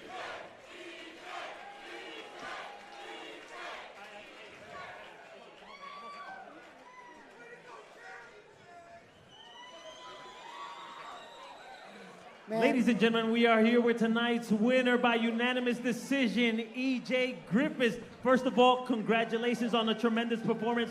How are you feeling right now, this being your professional debut? Man, I feel on top of the world. I wish I could have put him out, but he was tough. Kudos to my opponent, lasting all 4 rounds. But I feel great, man. I feel great. Couldn't feel any better. Now, you're only 22 years old, 41 amateur bouts, first time, no headgear, lighter gloves. What were you feeling in there, and how were you able to pull this unanimous decision victory off? Man, I just felt like my punches hurt a lot more, if I'm being honest. Like, when I hit him with the right hand, I could tell he felt it right away. When I hit him with the body shots, he stepped back. I was like, oh yeah, these are some lighter gloves. I like how this feels. Now, you were talking back and forth. I think it was the 3rd round. What was being said? I put him in the corner, and I was going at him. I tried to put him out, and I stepped back. And he's like, nah. I was like, good defense. Let's see if you can do it again. Now, you're a Philly kid, but you've been living in Sarasota. You have a tremendous fan base who came out to support you. How did that feel, having all your family and friends here tonight supporting you? Man, I wouldn't want it any other way, man. I wouldn't want it any other way. They keep me motivated. They keep me coming, and thanks to Jaco Bros, because they support them too, and they help rally those guys up. So thank you to my whole supporting cast. I couldn't do it without you guys. Thank you. You heard it from the one and only, tonight's winner by unanimous decision victory in his professional debut, E.J. Baby Balboa Griffith. You gotta love it. You gotta love the joy this kid has when you say Baby Balboa. We attach ourselves to whatever. I think Will likes that. Yeah, Will made it feel good. It's good. His family and friends are here. Man, this is gonna be a great. Boxing is okay. Oh yeah, we need kids like him. Yeah, we do. We need more kids like him. And I have a few. So coming up. Yeah, I have a few coming up. Kason Wakely, who is going to be my first to go pro. I expect so. He's my team captain. He's such a strong competitor. This kid is like 10-1 or something like that. He just beat the number 3 or 4 guy in the country. So are we gonna have to substitute somebody when you're in there? Well, you know what? We might, but I'm hoping my kids on non-key cards. His way to the ring from the blue corner. We're trying to get him signed. Jose Beloso. But I definitely would take a great fight, a great deal with Phil Alessi, because Phil Alessi is a solid promoter. Yeah. There's so many promoters around that we use. I don't think that we have to be in a hurry to sign with anybody right off. Because we sell tickets. Yeah, he does. Why are you guys ignoring me? You're acting like I'm not even sitting here, man. What did I miss? No. We didn't smell you. Hey, hold that thought. Jose El Toro Belloso, 31 years old, 4 wins, 4 losses, all 4 of his wins coming by way of knockout, originally from Carson, California, but now living in Rogers, Arkansas. Started his career 4-0. You know, all 4 by knockout, but has lost his last 4 fights. But he said he's been training, been working, he's focused, rededicated himself to this fight, so let's see what happens. We don't know who's going to show up. My name's Justin Jones. My record's 9-2 with 5 knockouts, and I'm fighting at junior middleweight. I got into boxing because I always liked to fight when I was younger, and it got me into some trouble. So they figured they better put me in a boxing ring and let me take my energy out there. Boxed for about 15 years.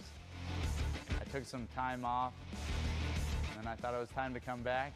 Experience will play a key factor in things. Believe it or not, I'm in better shape now than I've ever been, so I got that to add to the table, but experience will be a key factor in this fight. I run a roofing company, and that's it. It takes most of my time during the day with that and training. It's easy to focus on what I have going on. probably one of the toughest fighters you ever seen. My nickname used to be Kid Thunder. I fought just like Arturo Thunder Gotti. I fight face first, but now we're adding a little more to it than that, and then we'll keep that in the back of the hat if we have to use it. Joining up with Alessi is a very big opportunity, and I think there's a lot that can come from the relationship here. So I hope I can do my part, and I know they'll do theirs. You might not have heard of me before, but remember the name, J.C. Jones. After tonight, you won't forget it. Ready to make his way to the ring from the red corner, J.C. Jones. I'm happy to see this young man back. He fights a lot of wars. You took the words right out of my mouth. Hey, but man. you know, Nate, something that is crazy. He came to the last Alessi card on March 2nd. He had texted me or inboxed me on my social media. He's like, who do I need to get a hold of so I can get on the next card? I said, Phil Alessi, and we have him here tonight. JC making his return back to the ring, which is absolutely great. Big fan base. I like him. Great kid. Oh, yeah. Great kid. Never forget him coming in the first time he ever weighed in thong underwear. I was outdone. Man, this guy fights wars. Oh, yeah. Here we go, Taylor the Tape, brought to you by Bud Light Frisco. Talk to me a little bit about what you're seeing for the Taylor Tape. Man, the weight is equal. The age, of course, Jones has a little 3 years on him. You know, the weight, the record. I mean, once 50-50. You know, Jones has a much better record, 9-2. Obviously, he has a lot more experience as well. Yep, I'm going to throw it back to Florida Boxing Hall of Famer, Mr. Bob Alexander, with the official introductions. Ladies and gentlemen from the Hilton, downtown Tampa, our next bout of the evening is brought to you by Alessi Promotions. Scheduled for 8 rounds of professional boxing in the welterweight division. The 3 judges scoring at ringside: Jacob Russ Sr., Dennis Devon, and Joanne Richard. When the bell rings, the man in charge of the action, your referee, Rodolfo Aguiar. Introducing first, fighting out of the blue corner, wearing black trunks with white trim. He weighed in at 149.2 pounds. A veteran of 8 professional bouts. From Rogers, Arkansas, here is Jose El Toro Beloso.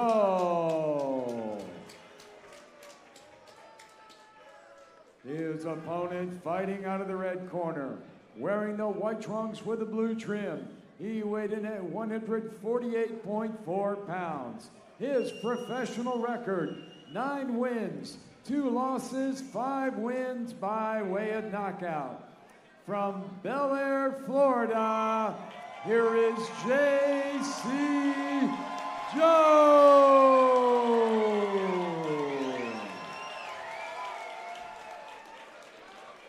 8 rounds. I'm going to bring it all together for the fans that are listening, because there's a lot to give, a lot of information, to give to the fan, because I'm going to go behind the numbers for J.C. Jones. His first fight in 3.5 years, but his first fight back is an 8-rounder.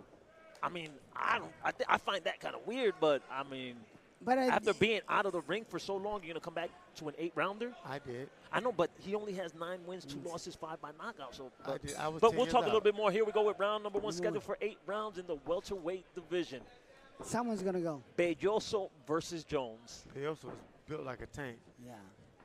And he said he's coming, great kid. Great kid. Was talking to him. I'm talking to him kid. I'm 43. He's only, 31 years old, so he's a kid to me. But, yeah, from Arkansas. He loves it out there in Arkansas. Doing his thing. When he's not fighting, he is a car painter. That's his 9 to 5. Oh yeah. Oh, good straight right hand by JC. He's dancing a corner. Beloso. Beloso's trying to get his shots off. He's throwing some bombs. They'll throw some leather. Good shots put together by Beloso. Swing and a miss by JC. JC ain't afraid to take a shot. Stay busy. No, hey, if your favorite fighter is Arturo Gotti, you're gonna take some shots and give just as good as you take. Oh yeah. I miss my brother Arturo. Yeah, rest in peace, Arturo Gotti. Yes, sir. His son is doing well. Yeah, he's viral right now on social media. Little Gotti. Good right hook by Beloso. Good right hand by JC. Throwing good leather here between both of them. Good exchange. Both Little guys fighting on the inside. JC's still hooking from outside. He's going to get caught if he keeps that up.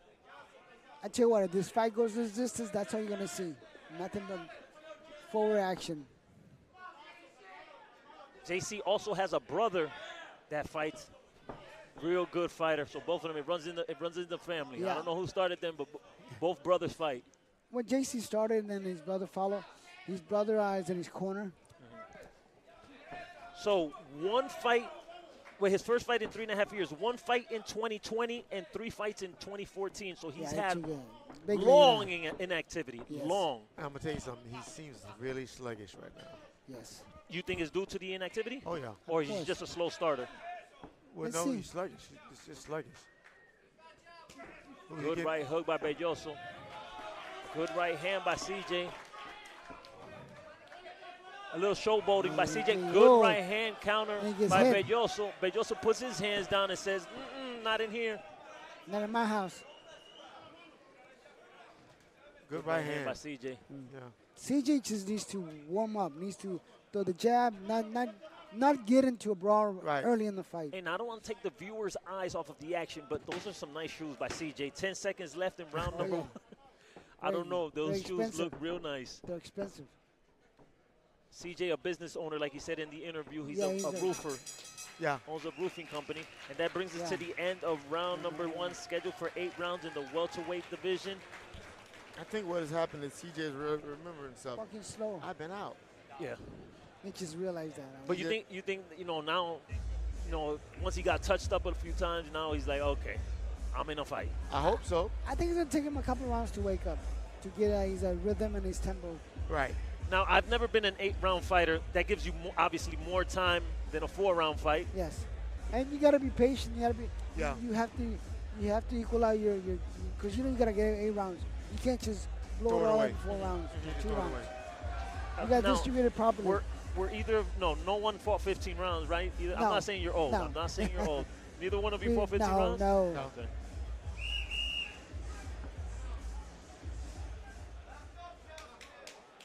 Start of round number 2. We are here live from the Hilton, downtown Tampa, beautiful Tampa, Florida for Alessi Promotions. Here we go with round number 2. Good short left hook by Beloso. Good overhand right, but caught on CJ's gloves. And CJ needs to be just getting himself together, work the jab, work his defense, and maybe come back in later on in the fights. He's got to get that rust out. What JC's doing is he's starting to build a little bit. Yeah. He's getting touched, but he's starting to build. Yes, he is. Good right hook again by Toro. Oh, good Ooh. overhand right. Oh, JC's hurt. JC hurt. I told you somebody's going to want to sleep this fight. Yeah. He hit him with all of that shot. He caught him flush. Yeah, he did. But he's been looking for it since round number 1. JC seems to be able to woke right up from that. Maybe that's what he, And Beloso, a very proud Mexican, Salvadorian, American, of his heritage, very, very proud. Right hand's coming. Aggressive, right? Yes, aggressive. El Toro, that should give you everything you need to know. Right hand is coming. Beyon is coming. It's coming. Beloso is Pawing jab by Beloso. Good right hand by CJ. I think he hurts Beloso on that one. So both of them have hurt each other in round number 2. Beloso's hurt. Fighting back and forth.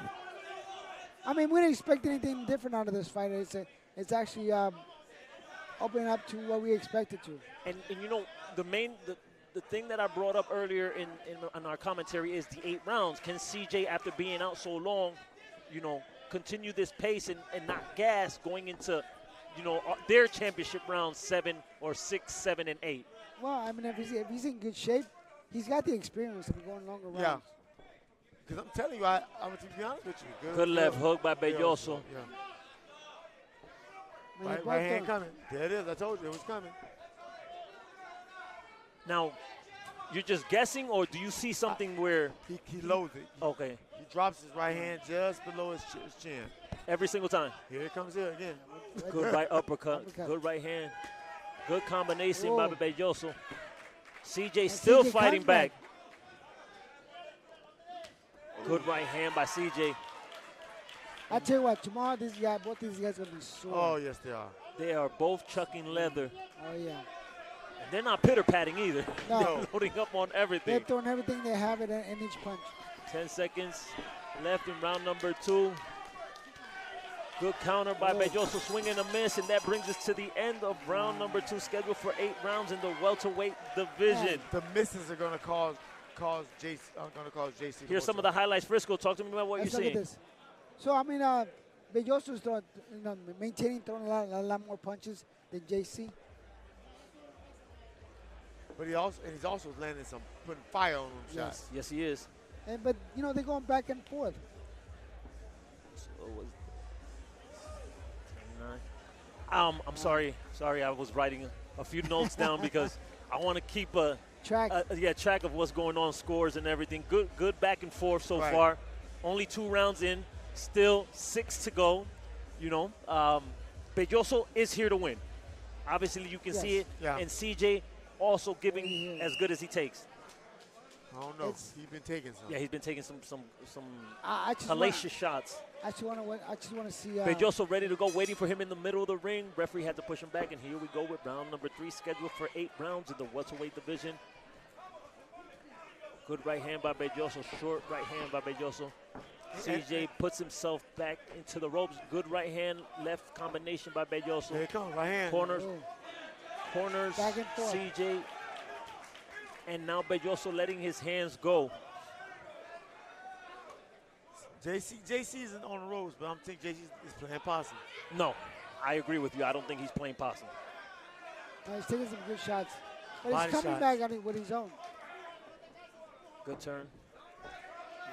Now Beloso's on the ropes. JC. Now, what is CJ? Obviously, he's getting hit. What is he doing wrong? JC's just walking straight in. Yeah, no head movement. Yeah, and he drops his hands. You can't do that. Especially when right hand coming. Especially at the nature of this fight that's going on right now. They're both they're brawling. Now, from the experience that we said he had, 9 wins, 2 losses, 5 by knockout, should he be picking up on that right hand? Yes, he should. He should. He knows better. Ooh, there it is. Good right hand once again by Beloso. You're going to hear that repeatedly from us. Good right hand by Beloso because that's what he's commonly throwing. And you can hear it. It sounds like bone breaking. Yes. Both guys are throwing fire. So is he just strong or does he have punching power? And I'm talking about Beloso. Oh, he's got power. He's got power. Absolutely. Ooh, right there. Good right hook. Just right there to the body. Right hook to the body. JC is strong, though. He is taking these shots. Yeah. Now, we're going to break it down. Obviously, they should start jabbing, correct? That should happen like rounds ago, but we're here now. Yeah, but I mean. No, because, we got to take it back to the basics, Yeah, but the thing is. No, not at this point. No, not at this point. Got you. Good right hand by CJ. It's very hard because both of these guys are brawlers. Yeah. They're action fighters. We're not going to call them brawlers. We're going to call them action fighters. Nice hook from JC. Beloso's favorite fighter, none other than Roberto Mano de Piedra Duran. And JC's favorite fighter, you heard us mention it, Arturo Thunder Gotti. Oh, yeah. Right hand and a miss by Beloso, but still momentum in his favor so far. Not much defense in this fight, but very entertaining, very eye-pleasing for us, the fans that are watching it. I think they both think. I think they just want to watch brawling, right? Yeah, they both think defense is the thing that goes around the yard. I'm telling you. We're not going to use it. He's saying there's 0-0. Yeah, no, absolutely. Last 10 seconds of round number 3. I like the way he put scheduled for 8 rounds in the welterweight division. Oh, good. God. These jokers are going to be so sore tomorrow. Oh, my God. I do not want to beat them. It's going to be stuff hurt. They don't even know they got hit in these places. Hey, Oh, man. Nate, did you ever lay in bed for a whole week? No. No, did. I Oh, was, my I God. was. That's the worst thing to do. I'm gonna tell you what my problem was. You know what my problem was? I was too proud. Okay. I was too proud for that. I don't care how bad it was. When I fought for Nika, I was too proud for it. I was up and at him. I was too proud for it. Wow, how did you, man, that guy was tall and lanky and long and tall and Everything he hit me with hurt. he hit that hard? Bro, he hit you with snap. It was like he was snapping a whip on the end. That's why you saw me walk into him. Dude, I couldn't even chew my food. I never forget this. I went over to like IHOP or whatever was across the street, and I ordered a steak, and I cut it, and I bit it. You couldn't eat. Oh, I couldn't even eat it, and I laid down in my wife's lap. Here we go with round number 4, scheduled try to for chew 8 your rounds. food And and here we mouth go, closed. back in the middle of the ring they go. Beloso leading. Body, Good right Oh, he uppercut. cuts him. Oh. These guys are throwing some devastating punches. Let me tell you something. Justin is still as tough as he's Justin. ever been. Yes. He's feeling those Very shots. proud of what he's shown so far. And look, he's been out of the ring for a long time. You cannot not expect him to look like And that's like an the, fighter. that's the main reason I brought it up. Your first Yeah. fight is going to be an 8-rounder Eight-rounder. coming back. That's hard. Well, you It know is. what? But you know what I think it is? He needs time to warm up. He knows he'll lose a 4-rounder. Okay, that Absolutely. makes sense. That makes Yes. sense. Because he's warming up. He's warming up. But he's taking too much punishment early in the first 4 rounds. But You're going then, to lose it, but you don't want to lose it like this. Good right hand by CJ. JC, Justin is starting to come on a little bit. He just got to find his pace. These guys are throwing some leather. Beloso, Oh, while nice he's hook. moving back, jabbing away, staying right in front of CJ, still looking for that right hand. Once again, right hook to the body, he goes. Oh, non-stop. These guys are just throwing everything. But I'm saying CJ from the last fight. I Yeah. do apologize, ladies and gentlemen. JC. JC. Oh, good right Ooh, hand by yeah. Beloso. Hurts JC. JC, yeah. But Justin is okay. That's the way he fights. He takes punishment. Oh, he's always been. But hey, your body's gonna give sooner or later. Yeah, but let's hope it's not tonight. Yeah. Yeah, let's hope it's not tonight. CJ, JC, great kid. Yes. Good human being. Oh, good right hand by JC. See. I'm telling you, these two are going back and Beloso forth. El Toro pushes him back to the ropes. You know, they're right underneath that. And away they go, both landing that. good shots on each other. Good right hand by JC. See. And I'm gonna tell you something. They don't care about each other. No, they don't. But this is, we like this in a nice way. Referee separates them. They go right back at Good it. jab by JC. JC's defense got more holes in the Swiss cheese. But he's working. Staying busy. He gotta move his head. He smiles over at Nate. Like, man, fighting is tough in here.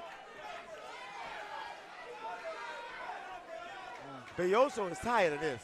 He's tired of him coming forward. Hey, JC's not going to stop. JC's tough. 10 seconds left Tough as a 10-penny nail. in round number 4. Beloso versus Jones, scheduled for 8 rounds in the welterweight division. I think that what JC's doing is he's making it too hard for himself trying to wrestle with this young man. Yeah, He's making it harder on himself. Here are some of the highlights. Frisco, talk Yeah. to me.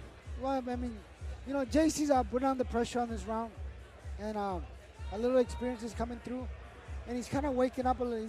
He's getting better as the rounds go. But it's a tough fight for both of them. And Hey, I got motivated scoring it, but I'm like, nah, I'm not doing that. Anyone scoring it so far? No. Through 4? No. Okay, now, let me ask you, it's through 2 4, and 2. through 4. 2 and 2. 2 and 2? Okay, Nate, how do you see it? 3-1. And ladies, remember, it's unofficial, ladies and gentlemen, unofficial. 3-1. And 3-1 welcome for in favor of who? in favor of Beloso. Beloso, because he's working harder. And I just want to say thank you to the viewers from Rogers, Arkansas, and Bel Air, Florida. Thank you for tuning in. And Carson, California, because Jose was born in Carson, California, but now has been in Rogers, Arkansas for a while now. So thank you for tuning in. He's dead to his corner. Oh, good right by Beloso once again. Right uppercut misses by Beloso. Left jab. hook by Beloso. Man, JC's eyes are starting to swell up. JC still moving forward. Yeah. He's willing to go through fire, try to land one. I'm going to tell you something. You got to love JC. Absolutely. He's always been like that. Win, lose, or draw, you put him on again. Yes. Absolutely. But the only thing I do not is when you take too much punishment. I don't like that in any fighter. You know, yes, you can be pleasing, but please don't take that much punishment. Well, which I'm not saying he's taking, a tremendous amount, but he's taking a good amount. If that makes any sense. They both are. They both are just throwing. And the fight is still up for grabs. I'm not saying JC is down 4 rounds, but it takes its toll. This is a glove fight. Where's the referee? What's he get called for? They were tying up, fighting the side. Well, the action continues. Good left hook by Beloso. These guys are throwing smoke. JC smiles at him. Yeah. Which probably most of the time means good shot. El Toro, like his nickname says. JC looks hurt. He is hurt. Yeah. Toro's trying to finish him up. And JC comes back. Good top. He's done. Walks right out with a jab and lands it. Looking for one shot. Beloso. So, obviously, this question is not going to be good, but I'm asking, who you rather be right now in this fight, in this stage of this fight? Beloso. And referee steps in. Yeah. And waves the contest off. I told you he was done by that last break. Yeah. Man, there was too much fight for him, but too much fighter for him. I think Aguilera did the right thing. Yes, he did. And look, you got to hear some of the highlights. Nate, talk. There it is. He was just taking too many. He was already hurt. He was already hurt here. He was taking too many shots to unanswer. Right there. See that? He was already hurt here. Look at that. Right there. And let me tell you something. When a man walks away like that, there's no argument with the referee. He knows. Yeah, he knows. Deep down inside, he knows. I think this guy was a little bit too tough for the beginning. Yeah, he was. This was too much fight to come back with. And then it's an Randall. Man, that was. Once again, when I see, things stand out. When I see that long of a layoff, you're going into an 8-rounder. The guy just fought. He just fought an undefeated fighter, an undefeated prospect that was 10-0, and it just lost by unanimous decision. So, this tells me, this is. But obviously, he agreed on it. He took the fight, and. But Justice is not a punk. No, definitely not. He ain't soft. You got to come with it. If you go, you got to come with it. I think if he's going to fight again, he's going to opponents, please.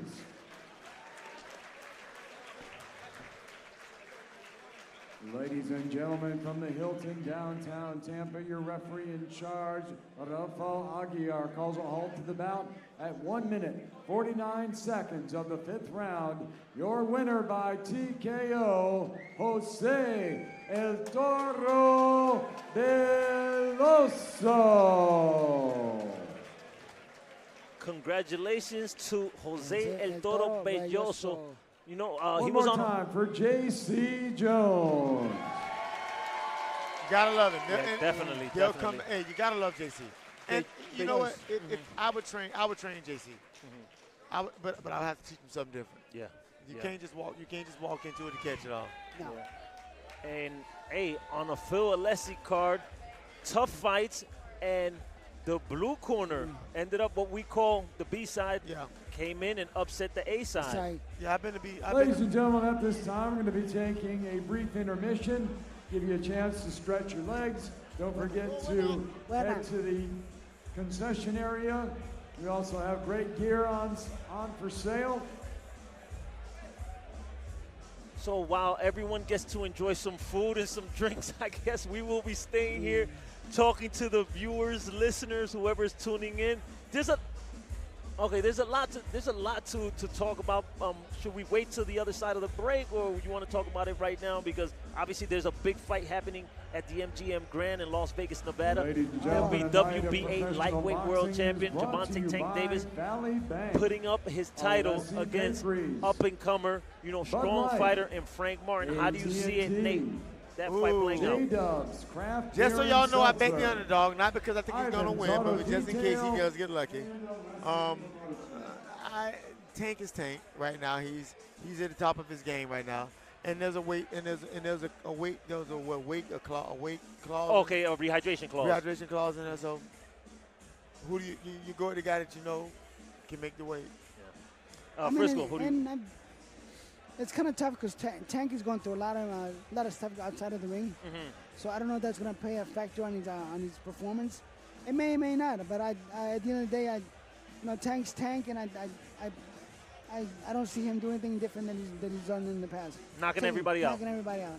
And so that's tonight. Obviously, I want you to tune in and stay here with us because hopefully you enjoy us while we're calling tonight's action. Yes. But that is also a big card that we had to talk about. We're going to go on a short 5-10 minute intermission. Drink some water, moisten up the voice, and then we'll be back to continue the card. We still have four bouts left. So, yeah, once again, we're going to sign out for just a few minutes. Come back, guys. Go get yourself something to drink. Go get yourself something to eat, and we will see you in just a few minutes.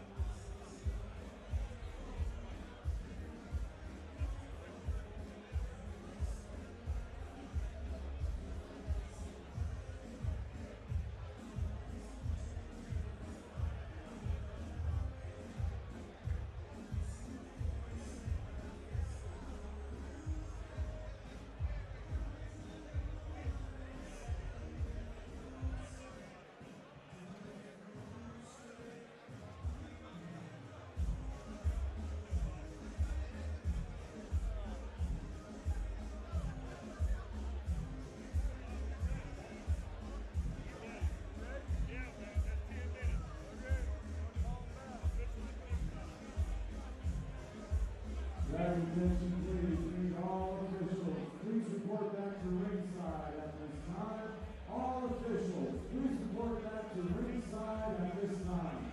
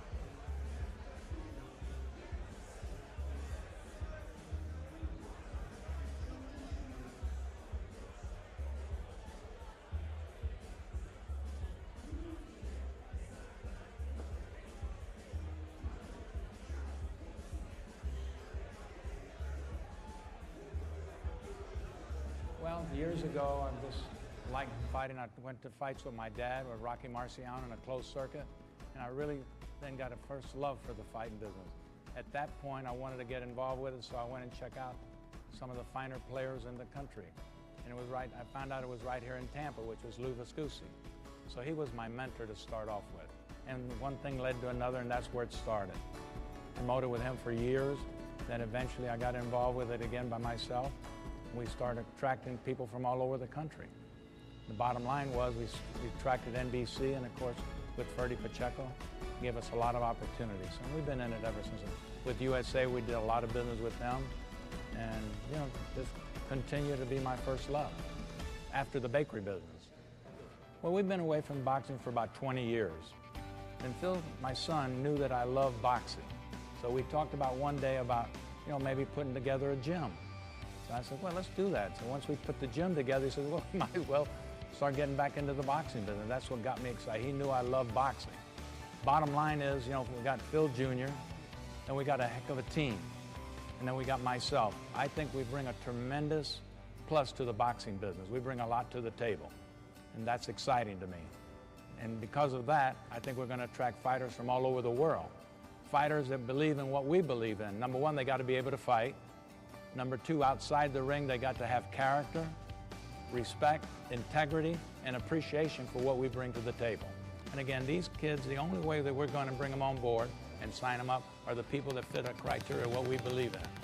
We will not compromise our philosophy and our attitude about developing champions of the world. That's our goal, developing champions of the world. And we're very adamant about it. We got a fantastic team on board, and I believe we're going to accomplish a lot in that area.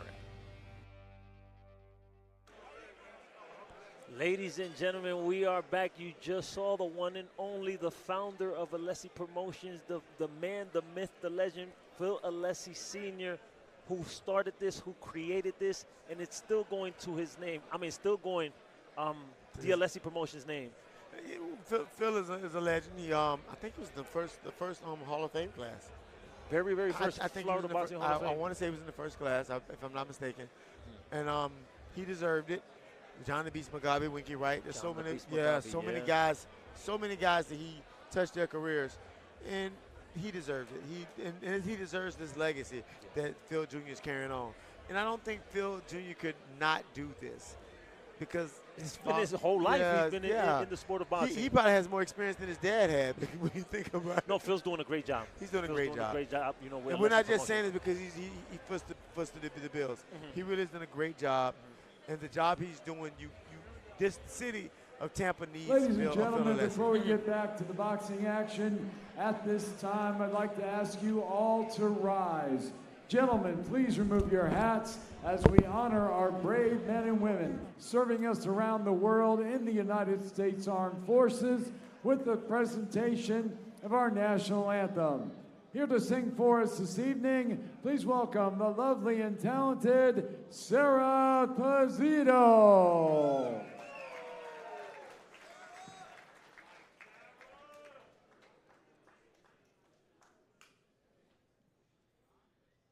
Oh, say, can you see by the dawn's early light what so proudly we hailed at the twilight's last gleaming, whose broad stripes and bright stars through the perilous fight o'er the ramparts we watched were so gallantly streaming, and the rocket's red glare, the bombs bursting in air, gave proof through the night that our flag was still there.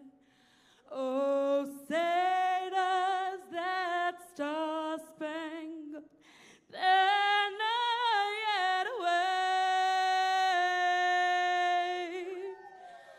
o'er the land of the free and the home of the brave?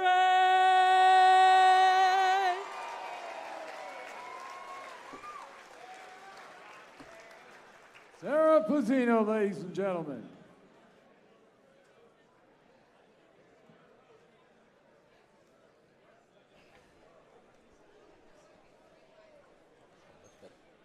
So up next should be very popular, up-and-coming, hard-hitting, young heavyweight prospect, Captain Drake Vincent Zeus Banks.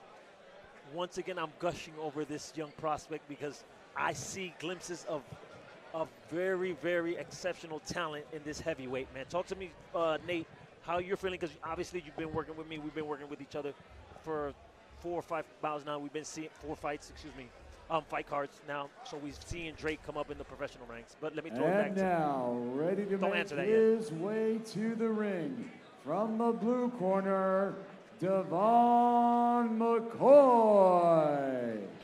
Devon McCoy making his way to the ring. Nicknamed War Beast, originally from Jamaica, but now living in Margaret, Florida. He's from Ocho Rios. Shout outs to everyone from Ocho Rios, Jamaica, tuning in and watching Devon McCoy go at it with Captain Drake Vincent Zeus Banks. So, McCoy, he's been in the gym getting ready. I know you're going to know this name. He was in training camp with Trevor Bryant, the heavyweight. Yes. So, he's been preparing himself for what will be a tall task in Captain Drake Vincent Zeus Banks. But he says he's ready. He's a crane operator. His 9 to 5 is being a crane operator. But he's also been in the aspect of combat sports for a long time, kickboxing, mixed martial arts, regular karate, and now boxing. He's focused on boxing. That's all he wants to do is boxing.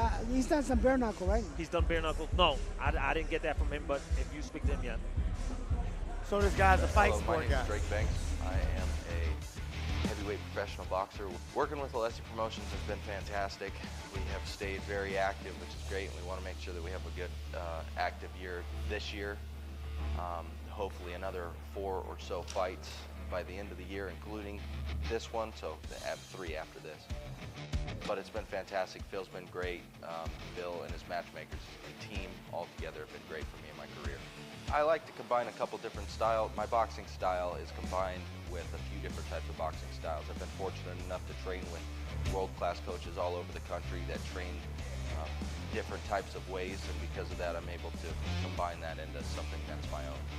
I'd like to thank all my friends and family near and far, my coaches and trainers, sparring partners, sponsors, and just everybody that's supporting me all over the country.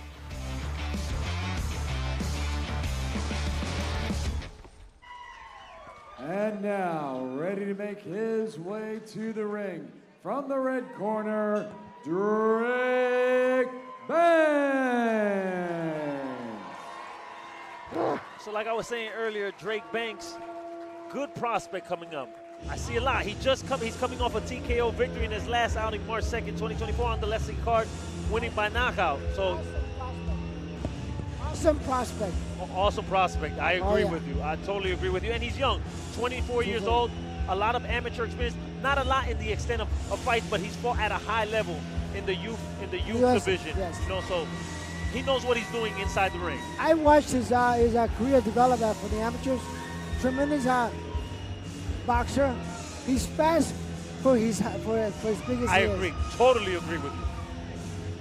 Very excited. What do you see? What are you excited about this fight? Well, I'm excited. Well, I'm glad he's fighting another guy that's big as him. Here's the tail of the tape brought to you by Bud Light. Devon McCoy, 8 years his senior from his opponent, 6'4", both 6'4" in height. Weight in favor of McCoy, and obviously you see the records. Devon McCoy making his professional debut, and ranks 4-0, 3 by knockout. I'm going to toss it back to Florida Boxing Hall of Famer, Mr. Bob Alexander, for the official introductions.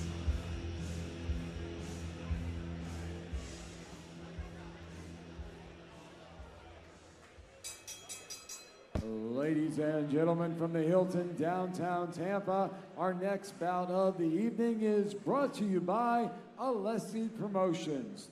Scheduled for 4 rounds of professional boxing in the heavyweight division. The 3 judges scoring at ringside: Brian Gary, Dennis Devon, and Jacob Rust Sr. When the bell rings, the man in charge of the action, your referee, Chris Young. Introducing first, fighting out of the blue corner, wearing the black trunks with the red trim. He weighed in at 256.2 pounds.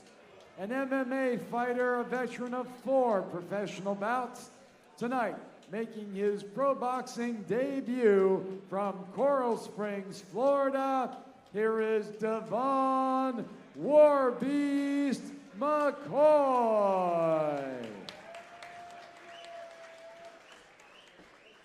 His opponent fighting out of the red corner, wearing the black trunks with the orange trim.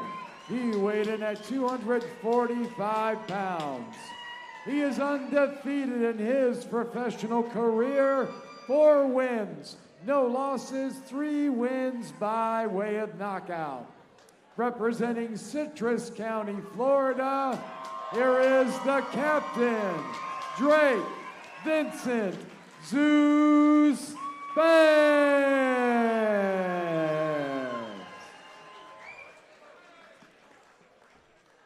So Drake Banks versus Devon McCoy, scheduled for 4 rounds in the heavyweight division. Big boys taking center stage. Yes, 6'4", 6'4". Hey, the heavyweight division has been peaking with the undisputed matchup between Alexander Usyk and Tyson Fury. Anthony Joshua's there. Right. You know, Andy Ruiz, Deontay Wilder, I don't know. And Big Bang, Zealy, and Joseph Parker also. Yeah. Deontay Wilder was doing pirouettes out there last time I saw him. Leave Deontay Bomb Squad alone. Here we go with round number 1, scheduled for 4 rounds in the heavyweight division. Devon McCoy comes out in the southpaw stance. He don't know what he want to be. He says he knows that. Well, we're about to see if he knows how to fight. Well, I'm telling you, as soon as Drake Banks hits, we're going to find out. You know what I told Banks? I says, look, at this stage of your career, what you need to learn is that you know how to size your opponent and take them out. Man, but I'm loving, he's coming along. Yes. You know, it's only 4 fights in, but you can tell he's getting better and better and better. And both of them have great trainers in their corner. And JT Taylor, who used to fight, man, slick southpaw. Love watching him fight. So, yeah, good fighters. Let's see. All around, good knowledgeable trainers in their corners. Man, JC was all right, man. You know what I'm saying? I love the ball of JC. Leave JT alone, man. I love the ball of JT. I remember JT was coming up. You know, I right told hand missed by Mr. Captain. We'll call him Captain Banks. I told Drake one thing. I says, listen, at the beginning of your career, this stage, I says, what you need to do is how to learn how to line up your opponents to take them out. Yeah. I'm gonna tell you something. He's dealing with the problem is I think this fight is bothering him because this guy's switching so much. Yeah. Hey. But when good hook. Right there. That was beautiful. Hey, Banks has to be very wary because this guy's trying to knock his block. Obviously, this is the heavyweight division, but he's throwing everything into every shot. But he should like that because he's going to get tired. That is true. Yeah, Dre's lining him up. He's laying him up. Right there. Good right hand, and he hurts Devon McCoy. Good left by Devon McCoy. Drake's got to work the jab. Work the jab. There you go. But Drake and then is drop the right hand. Smart. The minute his opponent comes in and out of balance, that's when Drake should take the advantage. Drake is doing something very smart, keeping his hands up, staying basic. Because you fight a wild man. Hey, this is a dangerous fight for Banks. I know McCoy's coming out swinging hard. You know, he's missing, like you said. He might get tired. But Banks has to be careful. If he lands one of those. Oh, good short left hook by David Banks. Banks needs to keep going outside of the jab. Oh, good uppercut. Don't let the guy get close to you. This guy can take a shot. Right there. And what I like about Drake, he's just giving him little movements. Right there. Beautiful. Look. Right there. He hurt him with the straight right hand. That's what. There you go. Oh. Ooh, beautiful hook. Beautiful left hook. Both landed stuff. Those are hard punches. Right there. Done. Oh, good. He's done. He's done. Good. See that? Oh, I'm surprised. What'd you think, fellas? I think he was playing possum, but he was taking some shots. Let me tell you something. The possum he was finna get his tail cut off. Here we go with the highlights of round number 1, Frisco. Body shots. No, Dre. I thought Dre was gonna drop him in this minute, but hey, the guy was playing possum. He should have stepped over and got some leverage on the shot. Should have done a 45-degree angle turn. Step over. So Banks turned pro in 2023. He's already 4-0. signed to Alessi Promotions. I think Alessi Promotions' first signing. Yeah. You know, under Phil Junior. Phil Jr. Excuse me. Yes, under Phil Jr. Great sign. Yeah. Yes, great. Outstanding. And Phil was excited because he had said, "Will, I signed Drake. You know, I'm gonna work with him." And Phil was extremely excited, and I can see why because Banks is doing his thing. Yeah, Phil called me and says, "What do you think about him?" I said, "Sign him now."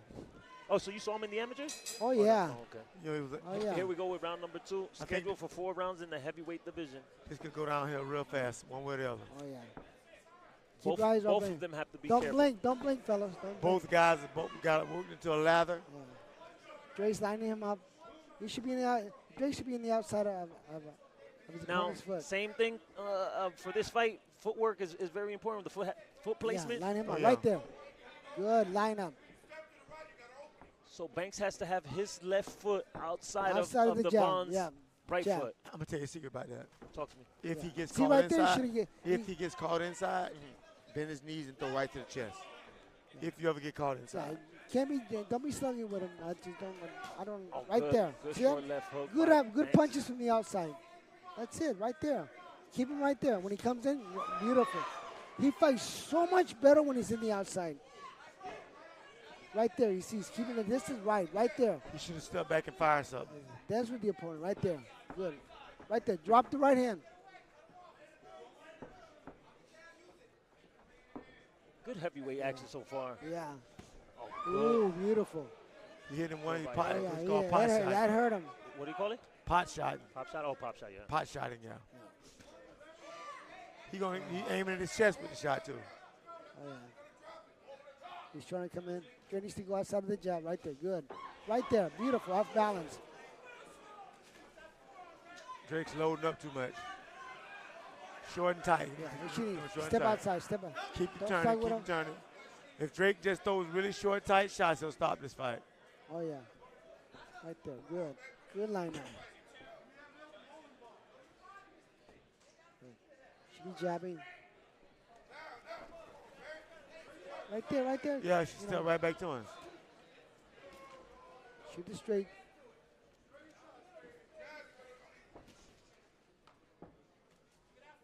I think Drake's just letting his opponent come in. He needs to time it. Oh, that's the shot. Oh, Right there. good right uppercut by McCoy. Gets the attention of Drake. Drake hit him with a hook just now. Did you not see the right uppercut by It was McCoy? good, Yeah. but the hook was so much more massive. Oh, Ooh.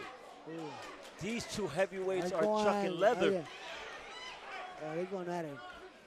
Good. Hey, McCoy is dangerous, ladies and gentlemen. Yeah, he Nate is. Frisco, he's dangerous. I saw it as soon as he came out the first I round. told you he was a monster. He's dangerous. I know he's missing more than he's Right there. landing. Oh, good. Right there. Good right. Right there. He's hurt. Hurts his opponent, McCoy. And Drake's trying to finish him up. Christopher He's Young's done. kind of close Yeah. to stopping, That's it. causing a knockdown because McCoy was sitting on the ropes. He's done. McCoy is now tired and hurt. I told you those big shots. Those big shots. He's done. Drake And needs to- McCoy says no, he cannot continue. Done. Well, I explained Done. to you. That this fight was going to go sideways one way or the other, and it did. it What do did. you say?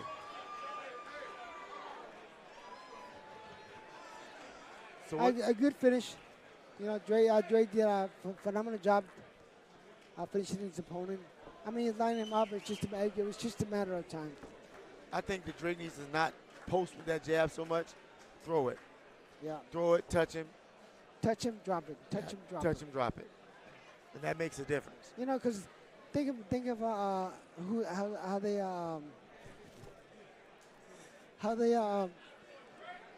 Dante Waller.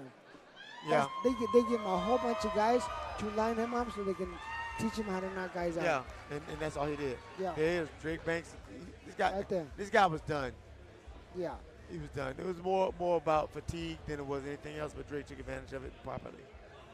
And he did a good job finishing the job. He did. Sure did. Now we're going to go up to the ring. I think. Got Phil Alessi in there. His Yeah. manager. Yes, promoter. Promoter. Promoter. Phil Alessi, I think it's his first signee. Yeah. Which was a good signing. This was an outstanding signing. You know, Drake's got unbelievable potential. He does. You know. So. Look at that. Yeah, Will is having too much fun. Yeah, too much fun. Too much fun. Yeah, we need to let him know after he comes back. But, you know, let's wait for the judges. The announcer to make the final call. Yeah, it's time. Let's go up to the ring. Yeah. So what do you think about the fights tonight with Benavides and who's fighting? Well, you know what? You mean Frank? You mean Benavides, David Benavides tonight. David's fighting who? David Benavides is fighting. Ladies and gentlemen, let's have a nice round of applause for both boxers, please.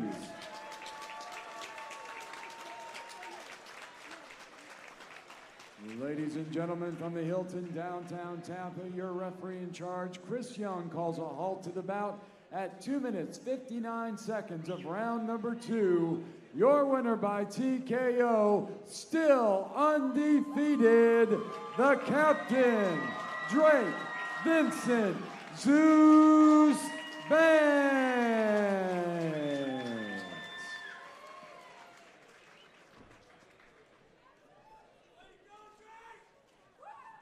Ladies and gentlemen, we are here with tonight's winner by knockout victory and remains undefeated, Captain Drake Vincent Zeus Banks. First of all, congratulations. Secondly, you were in there with a live dog. He was coming over here to chop your head off. What was the game plan going into this fight? Well, we didn't have a whole lot of information about the boxer beforehand, so it was a little bit of a blind go, but, you know, it's just about the same with everybody. We always try to feel them out, and then from there to, you know, fill any holes that we find. You know, to break them down, and if we can, then go back to the corner, listen to my coaches, and see what they say as well. So that was the game plan coming into the fight, but it was good. He's a strong, durable opponent. That's what I got to say. So you're only 24 years old. You're signed to Alessi Promotions. You're 5-0, 4 by knockout. You fought at the highest level in the amateur ranks. How do you think your career is going so far under Alessi Promotions? It's going fantastic. I don't think I could have asked for a better promoter, especially so close to home. And so thank you very much. Now, obviously, you have a huge fan base from Citrus County that come and support you each and every time you fight. Any words you have to say for the love and the support that you have from your family and friends? Yeah, absolutely. You know, it's great, everybody coming out. You know, I don't think I get to say hi to everybody every time they do, but, you know, I thank everybody for coming out and helping support me through my professional journey, and it's great. Hopefully we got many more coming. When is the next time we're going to see you in the ring? Because obviously you're an exciting heavyweight. You're young. You're knocking everybody out. So when do you think we're going to see you back in the ring again? So at least September 13th, we have another Alessi show here at the Hilton, and so at least by then, but we're looking at other fights in between here and then and after that. So. You hear it from the one and only, the winner by knockout victory and remains undefeated, the pride of Citrus County, the one and only Captain Drake Vincent Zeus Banks. He knows how to put together, right? Yeah. Young man is very good. Young, I love what he says. He said what he had to say. This is all I have to say. Yeah. Let you know it's over. Yeah. Great future. Great future. So now we do the picture taking and snapshots, because Drake Banks is a big deal out here. He's going to be a big deal. Well, he has the makings of a guy that's going to be a big deal. Yeah. A huge deal, but he's a big deal right now. Man, I'm sorry that I just butted in and started talking, but I like the kid's hand speed, everything. And power. So I like what I'm seeing in Drake, man. Such a young age. He has things to work on. I'm not gonna say he's perfect, but with what he has, the solid base. I think he can go far. He does. In the heavyweight division. Yeah, and I believe he can be. They'll be mentioning him in the next 5 or 6 fights. I agree. I think they'll be mentioning. agree. Maybe not in the top, but they'll be talking about him as a prospect. Okay, now you're taking Phil Alessi's Promotions job. He's out of the 4 rounders. Yes or no? Yes. No. Yes. So you say no, he says yes. Yes. How many more 4 rounders does he need? 2, 3. He's ready for 6 rounders. Bro, how many fights does the boy got? And now, 6. ready to make his way look, to the it doesn't ring matter if you from wanna take the the guys blue out. corner, Antonio Hernandez. Antonio Hernandez goes by the nickname T Swervo.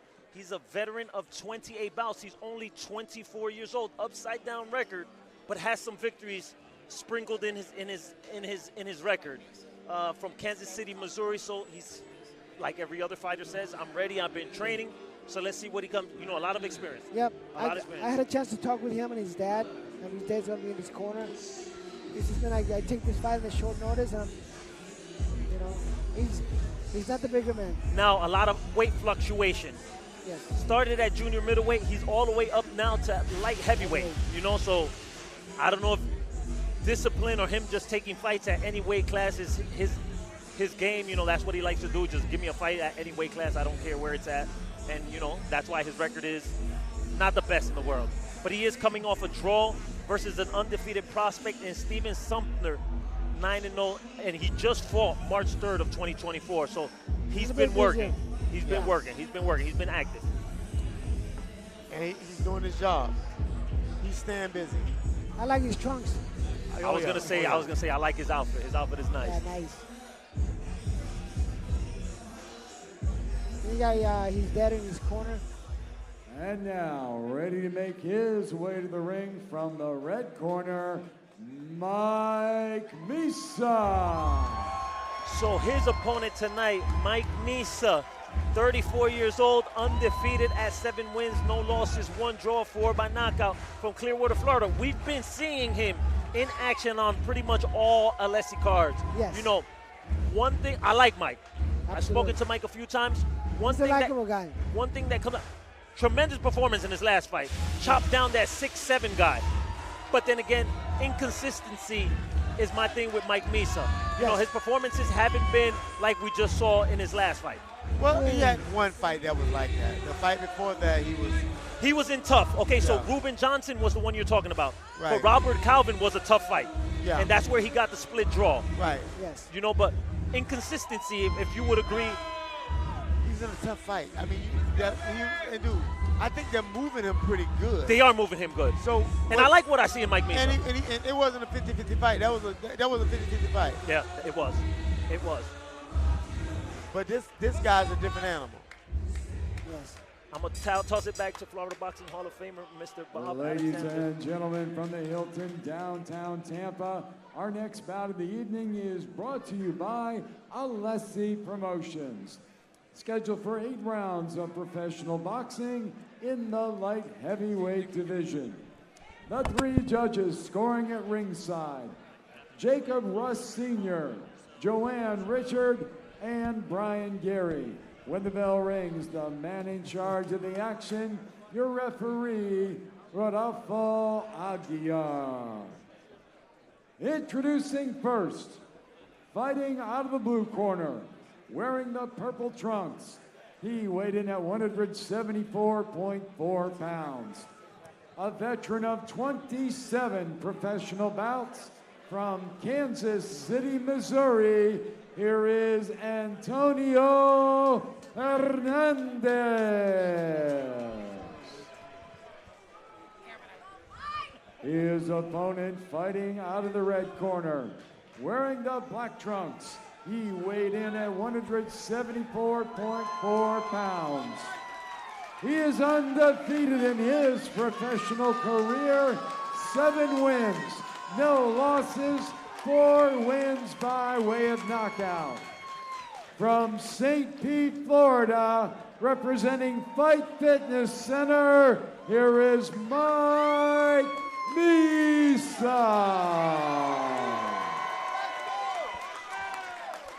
8 rounds in the light heavyweight division. This is going to be a good fight.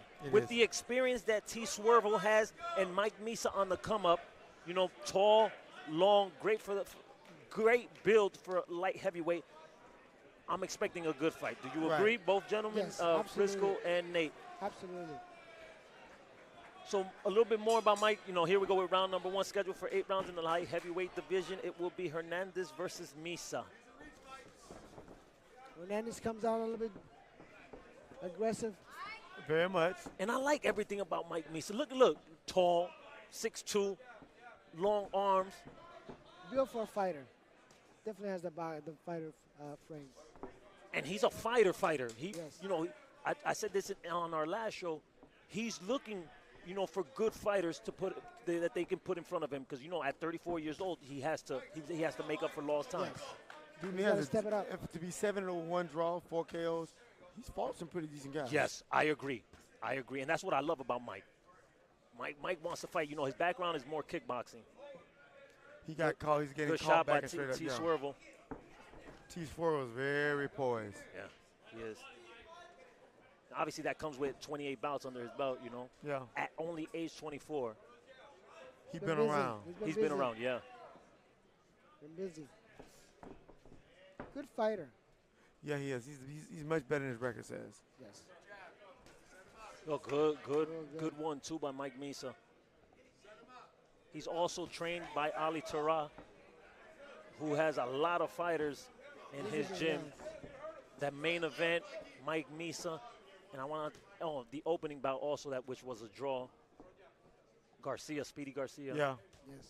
Mike Misa needs to keep popping that jab on him. That's it. Draw a line in the canvas. Mason needs to take advantage of his ability. His height. Yeah, but to keep him on the end of it. Now, let me ask you a question, Frisco or Nate. Either one of you can announce. He doesn't have to move that much. And No. I'm talking about Mike Misa. Is he moving too much? To me, he is. Okay. Work the jab. Right there. Right there should be. Right there. Right there should the fight be right fought there. right there? Right there. Oh, Look. good combination by Mike. See that you pointed that out, and Yeah. perfect. Gives a Good left right hook there. to You the gave it a body by perfect Mike. example. Nice right hand to the chest. I see a lot more energy in Mike in this fight. I'm liking what He's I'm seeing. sharper. I'm definitely liking what I'm seeing in Mike. He looks so much bigger than his opponent. So tall, Yeah, rangy. he's not a midget, that's for sure. Good jab. Good right hand by T. Swervel.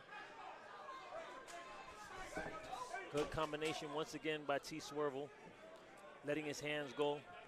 I think Mike Coming is to the end of round number confined 1. by his left hand stuff. So he need to know to throw the right hand lead. Yeah, Mike's throwing some punches with the bad intentions. Last 10 seconds of round number 1. Good combination by Mike. T. Swervel. T. Swervel landed a very nice right hand. He did this, and a very, very nice hand by T. Swervel. That brings us to the end of round number 1, scheduled for 8 rounds in the light heavyweight division. Nate, these are the highlights of round number 1. Frisco, talk to me. Good, you know, Mike Mason was out there. He's keeping the distance really good. He's throwing his punches. He's doing much better than he did it. And he's going to the body. That was a nice left hook. Yes. That was a nice left Good hook. combination. He set it up perfectly.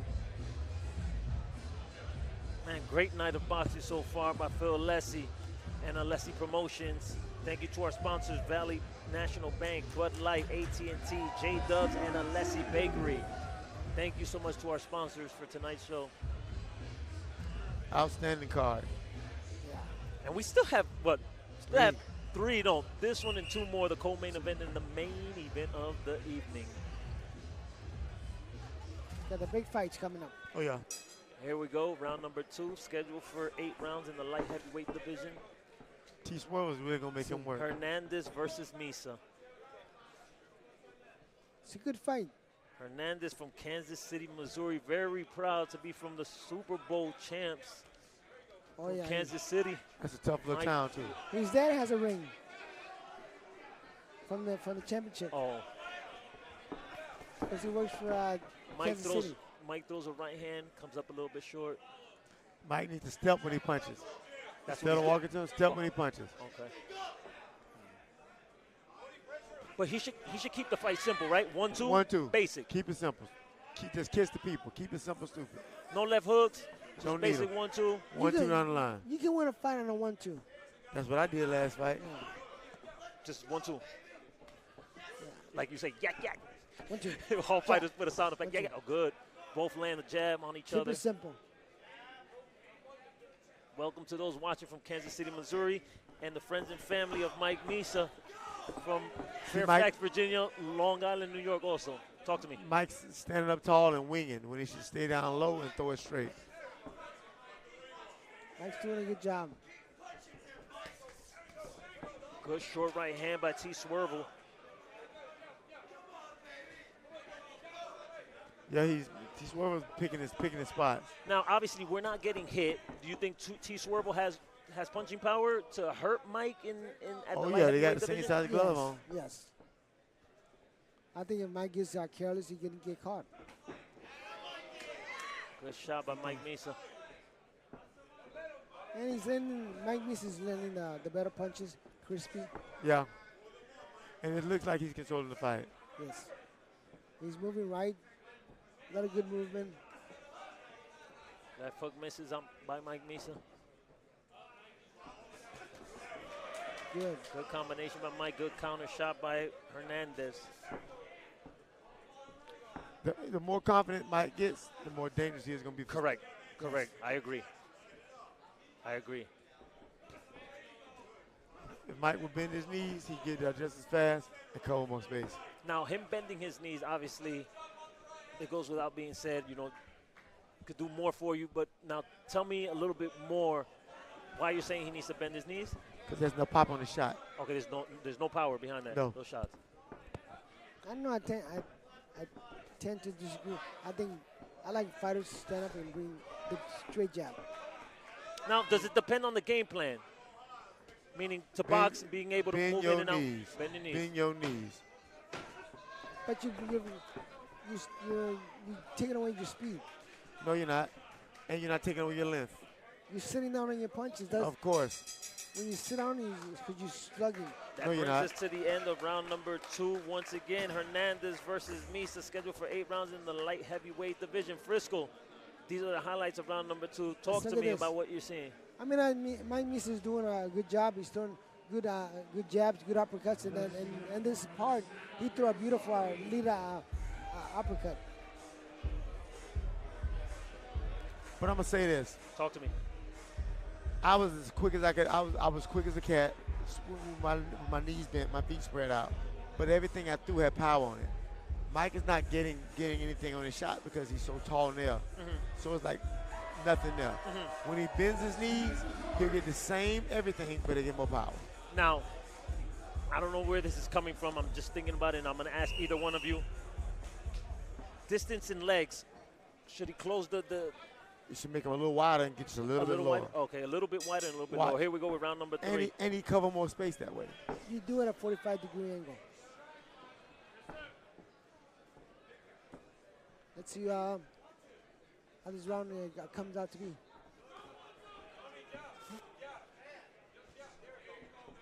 Mike coming out jabbing, which I think that's what he should be doing the whole entire fight. Aim at the chest, he's getting caught back and straight up.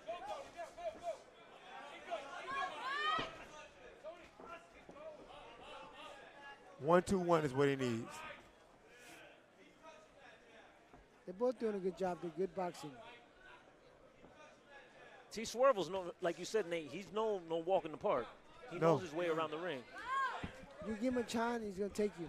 Yep. The second guy that over this me was the guy that was like 5'45". Now fighters like this, and I'm talking about T. Swervel. Is it because they don't have anybody backing them and they just take any type of fights, or can you work with a guy like, good left hook by Mike Misa? I can, but he has to listen. But you think he should have a better record than what he of has? Of course, he's 7 wins, he's a 18 much losses, better, 3 draws. He's so much better fighter than what he's showing. Exactly. You know, some guys have turned in records like that, like Freddie Pendleton. Oh, good left hook once again by Mike Misa.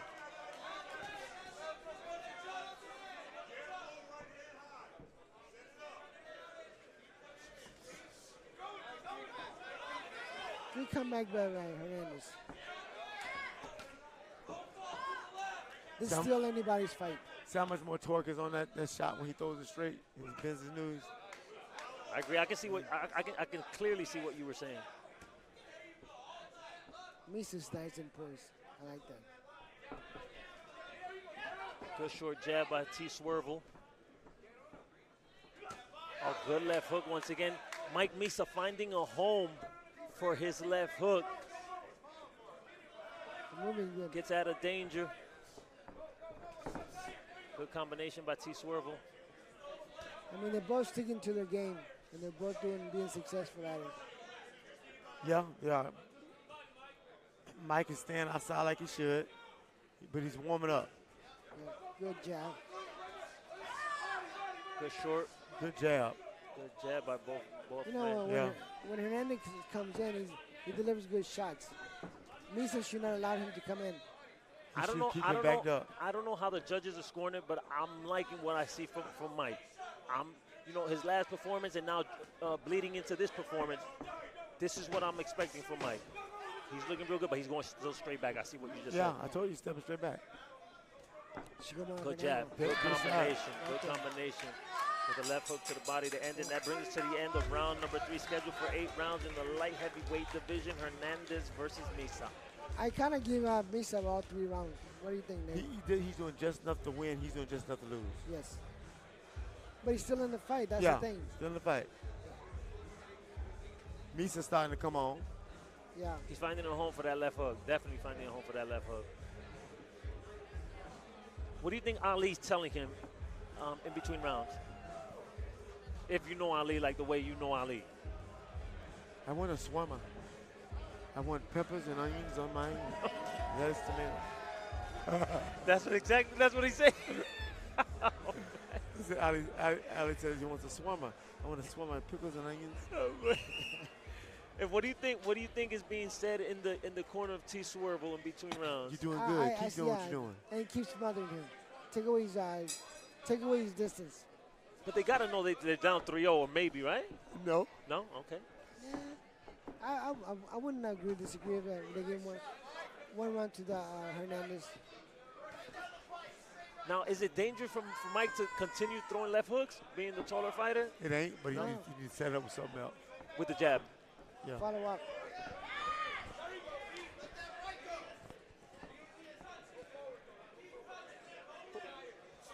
Oh, good right hand by T. Swervel. Backs Mike. Dropping his left hand. And He is. He's been, yeah. Those are 2 definite no-nos. Man, it's a good fight. No, you can see the skill level. The skill level's there. Yeah. And like I said before, Mike Misa, his background is kickboxing. But, you know, he knew he could make it. Oh, he said he had a better chance of making it in boxing because they can't get as many fights in boxing as they can in kickboxing like they can in boxing. Mike Misa trying some stuff now. You said I like that. I'm liking this version of Mike Misa, man.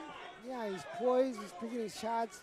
Defense looks good. Before I wasn't seeing him going down to the body. Now he's going down to the body, letting his hands go. Speed is there, power is there. Yeah. Well, Nate says the power's not there, but it's good. Good body shot. Good right, nice.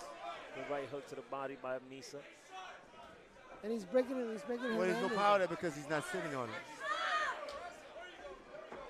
Is that something he just doesn't have, or he just the mechanics? Mechanics. It's mechanical. I want to scream out, bend your knees. No, don't do that.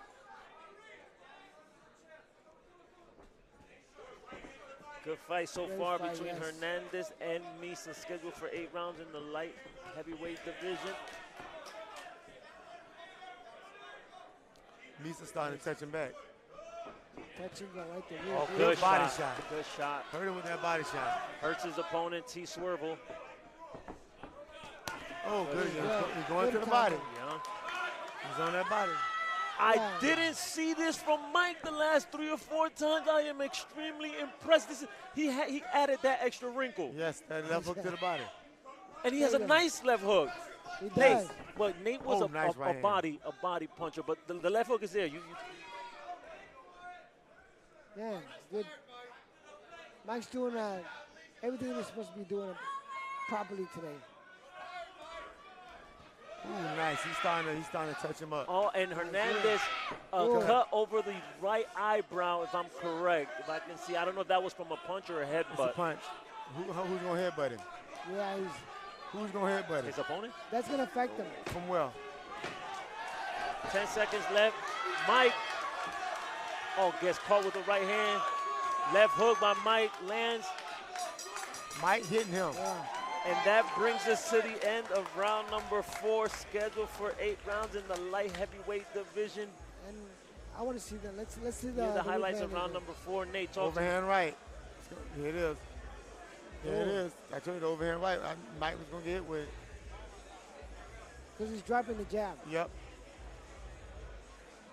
And he leans back. I'm trying to find out, see if they called if it's a punch or a headbutt. And referee Aguilar waves the contest off. T. Swervo says no mas and does not come out for round number 5. Tremendous performance. Misa by doesn't Mike know Misa. it. Misa doesn't know it. No one knows it. So I'm looking at T. Swervo right now. He's saying he threw his shoulder, his left shoulder out. And he can't continue. Are they calling this fight out? Yeah, they're calling it. Yeah, I saw referee Rodolfo Aguilar. Yes, and Mike Misa goes over to his opponent. So the fight is over. Over the cut? No, Hernandez says his shoulder. You got 2 shoulders.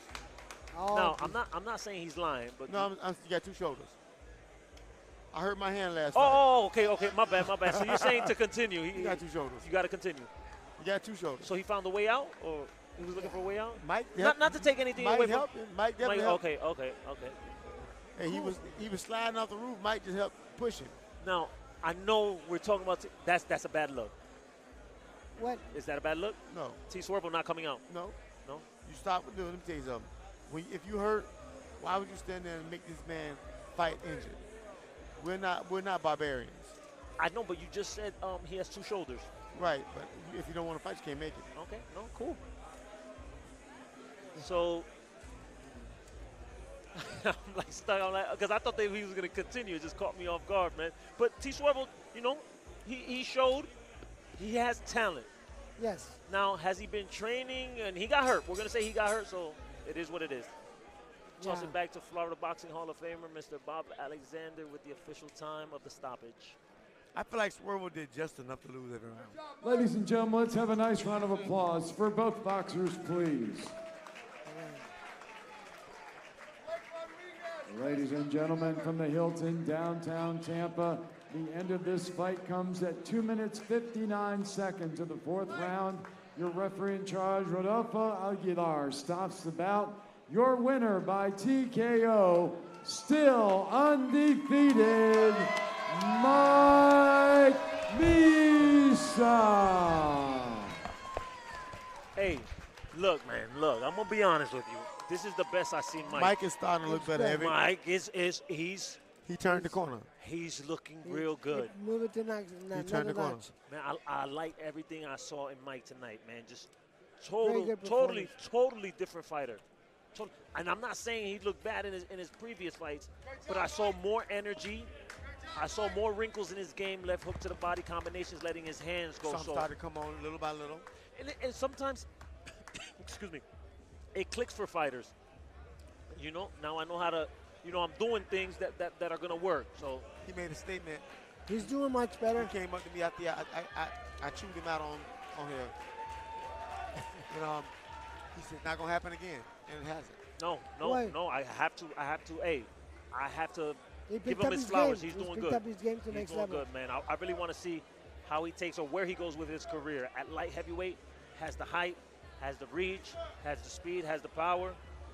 Now moves his record to 8-0. Still 4 by knockout. Impressive. Go all the way to heavyweight with that impressive win. Yes, he can definitely go to heavyweight with that body. Definitely. Yeah, definitely. He's got the frame for it.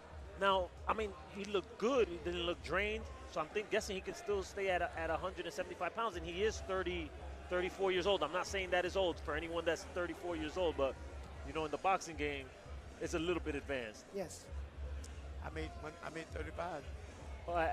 When? I became number 1 in the world at 34. Oh, okay. At 34. Man, you've been in the game for a long time, man. I was in the game 14 years.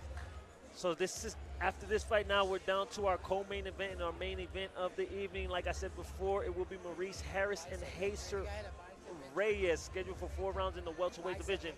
I'm excited about Haer Reyes, man. Yes. 19 years old, Cuban. He's good.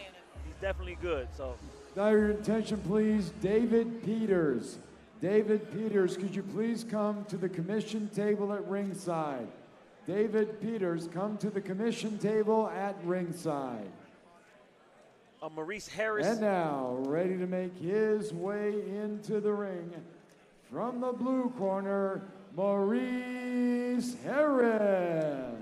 So Maurice Harris skipped the amateurs, making his professional debut, only 23 years old. Now, funny part is, he stole a library book that had Muay Thai boxing, and read it, and that's how he learned Yeah, you can see it. that he wanted to be in the sport of boxing. Look what we got here. Man, oh man, I'm gonna have a surprise for everyone that is watching and listening. Hold on, get a seat.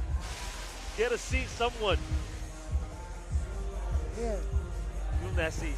Ladies and gentlemen, before we continue to talk about Maurice Harris, we have a special guest with us. Living legend, former heavyweight world champion of the world, the one and only Big Daddy, Riddick Bowe. Hey, how you guys doing, man? How are you doing, champ, living legend? Okay. It's great to see you guys. Man, I'm excited. I'm here cheesing, and you are my favorite heavyweight of all time, Man, champ. you all right, man. You all right. He's not even in my top 5 list. Hey. Well, let me top 5, man.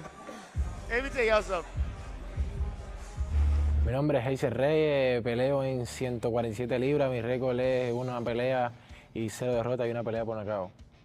Yo vivo en Sarasota, Florida y nací en Cuba, soy cubano. Tengo 3 años aquí en Sarasota viviendo. Mi estilo de boxeo es el movimiento, la defensa y yo lo completo. Pueden venir a verme, un gran espectáculo, a salir a dar todo y una buena pelea vengo a dar. Mis oponentes tienen que estar bien preparados porque no venimos a jugar, venimos bien serios. Les recomiendo que vengan a ver mi segunda pelea profesional, junio 15, aquí en Tampa. Vengan todos atentos, va a ser un buen espectáculo y un buen show.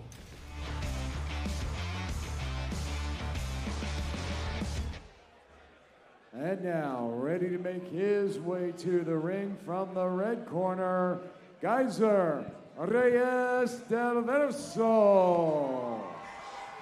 So Haer Reyes, like I said before, 19 years old, 1-0 as a professional. He just fought early this year, January 20th of 2024, stopping Jerome DeBerry in the first round. Champ, you didn't translate all that Spanish he was talking about. What happened? No comprenden, mira. Hablo español poquito. Oh, hey, that was good, champ. That was good. So how are you liking the card so far before we start talking about the 2 fighters in the ring? How are you liking it so far? Oh, I think it's been a great fight. I've been loving the fights, and we're having a ball, man. Man, so how's retirement? Are you coming back? Man, how's life treating you? Man, life is treating me real good. I thought about making a comeback, but I think it's too hard for me now. Got you. I'm going to leave it to these young fellas. That's what's up, man. Ladies and gentlemen, you are hearing from the one and only Riddick Big Daddy Bowe. He's going to be with us for this fight, so, man, make sure you listen to all the knowledge he has. But they don't make shoes to fit him no more. They don't make shoes. I'm going to pass it to my ring Ladies announcer. and gentlemen, from the Hilton, downtown Tampa, our next bout of the evening is brought to you by Alessi Promotions. This is your co-main event of the evening, scheduled for 4 rounds of professional boxing in the welterweight division.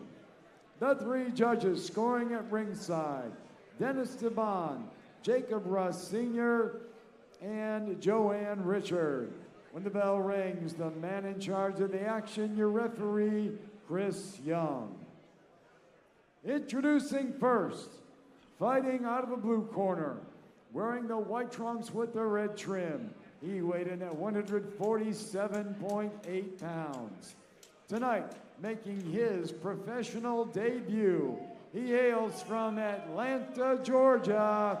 Here is Maurice Harris. His opponent fighting out of the red corner, wearing the black trunks with the white and blue trim. He weighed in at 147.8 pounds. He is undefeated in his professional career, 1 win, no losses. El Hijo de Cuba y Sarasota, Florida. here is Geyser Reyes del Beso. Here we go, 4 rounds in the welterweight division. Champ, 19 years old from Cuba, only 1-0, but an exceptional fighter. I don't know if you had to see him. He fought at the JCC. I don't know if you were there, but an exceptional fighter. Now, being that young, how would you carry his career? Meaning I'm betting on the Cuban no matter what. He said, I'm betting on the Cuban no matter what, man. So his opponent, Maurice Harris, like I was saying, born in San Bernardino, California, but was adopted by an adopted family and moved to Atlanta, Georgia, where he did underground fighting, 11 fights, and said, man, I want to, you know, do professional sanctioned fights. 2 rangy guys. Two long fighters at 147 Tyler Reyes pounds. trying to get him. They trying to get each other. See how cool the Cuban is? Yes. Cool as a tomato, man. Now, I'm telling you. Is it cool as a cucumber? Now, not having a lot of amateur experience, what do you think that comes from? Is that his natural, like his nature, or in the training camp where he learns how to be patient? Well, when you're boxing, you pick up certain things. And down goes Maurice Harris on a left hook. Yes. From Haer Reyes. That was quick and explosive by the young 19-year-old phenom. This is over. Good jab. Yeah. It's over. Jab is too powerful for him. It's over. He is slicing through these shots. He will not make it out of here. Yeah. Down goes Maurice Harris once again on a body shot from Haer Reyes. Yeah, they gonna cancel Christmas on this one. Going you, man. Going you. There it is. There it is. To the body again. Ooh. And referee Christopher Young waves the contest Look off. at it. Look at poor fella like somebody fell off the roof and landed bad. Man, that was quick, tremendous performance by Haer Reyes. They didn't even give me enough time to talk to the champ. Both champs, Nate Campbell and Riddick Big Daddy Bo. There it is. Here's some of the highlights. Nate, talk to me about what you're saying. Here it comes. Hook. Hook right hand. The hook did the hook did the pushing, right hand did the shoving. He was standing there waiting for a shot and got hit. Yep, body shot. Here comes this body shot. I would have told him to move. Don't stand. Hold him. Riddick, I know you didn't get to see a lot of the 19-year-old, but did you gather any information? What do you see? He better do something else. Find something else to do. He ain't looking too good. Oh, you talking about Maurice Harris? No, definitely. I agree with you, but the Cuban kid, the Cuban kid. The Cuban was phenomenal. You know. 19 years old, man. 19 years old. Moves his record now to 2-0. I'm proud for the. I'm so proud. I'm so proud for the Jacobs. Yes, they're building something big down there in Sarasota, Florida. One of their fighters from Dominican Republic did not fight tonight, but they had Haer and they had Baby Balboa. Yeah, Baby Balboa fight. So they're going home tonight at 2-0. Obviously, the Jacobs, if you don't know, they're a cornerstone of the boxing community here in the state of Florida. Been doing it for a very, very, very long time. We were amateur teammates. Now, hold on. I just looked to my left. Do you see something on Haer's ankle? It look like yeah, I'm not gonna bother that one. Okay, we're gonna leave that alone. Man, All right, cool. The police checking him out. Riddick, talk to me. How's retirement treating you? How do you see the sport of boxing, and what direction is it going? You like what you're seeing? I don't watch boxing that much because if I watch it, I want to do it. Okay. So I don't.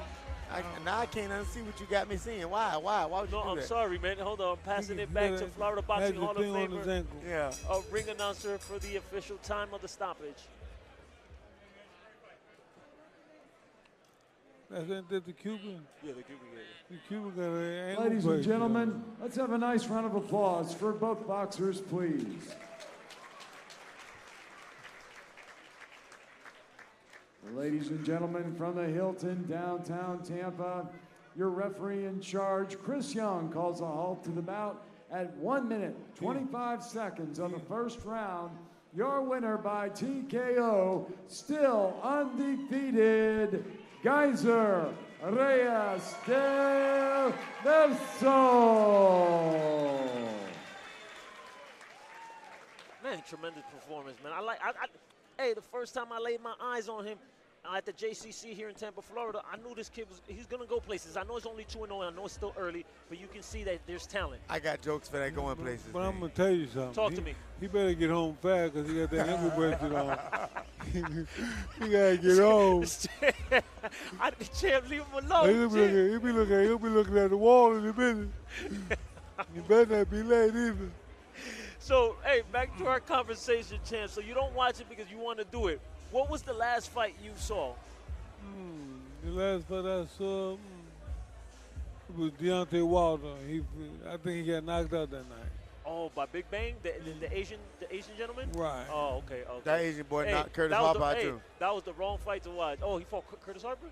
Well, that's what you want to call it. Before the bell stopped chiming, Curtis was already counting 3, 4. Hey, so Champ, what are you doing in retirement? Stroking.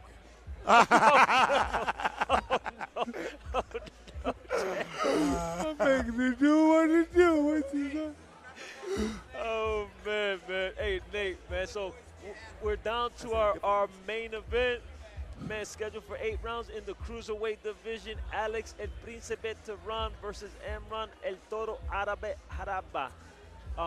His first fight at cruiserweight. And I'm talking about El Toro Árabe. So what do you think about that jump, 25 pounds to cruiserweight now?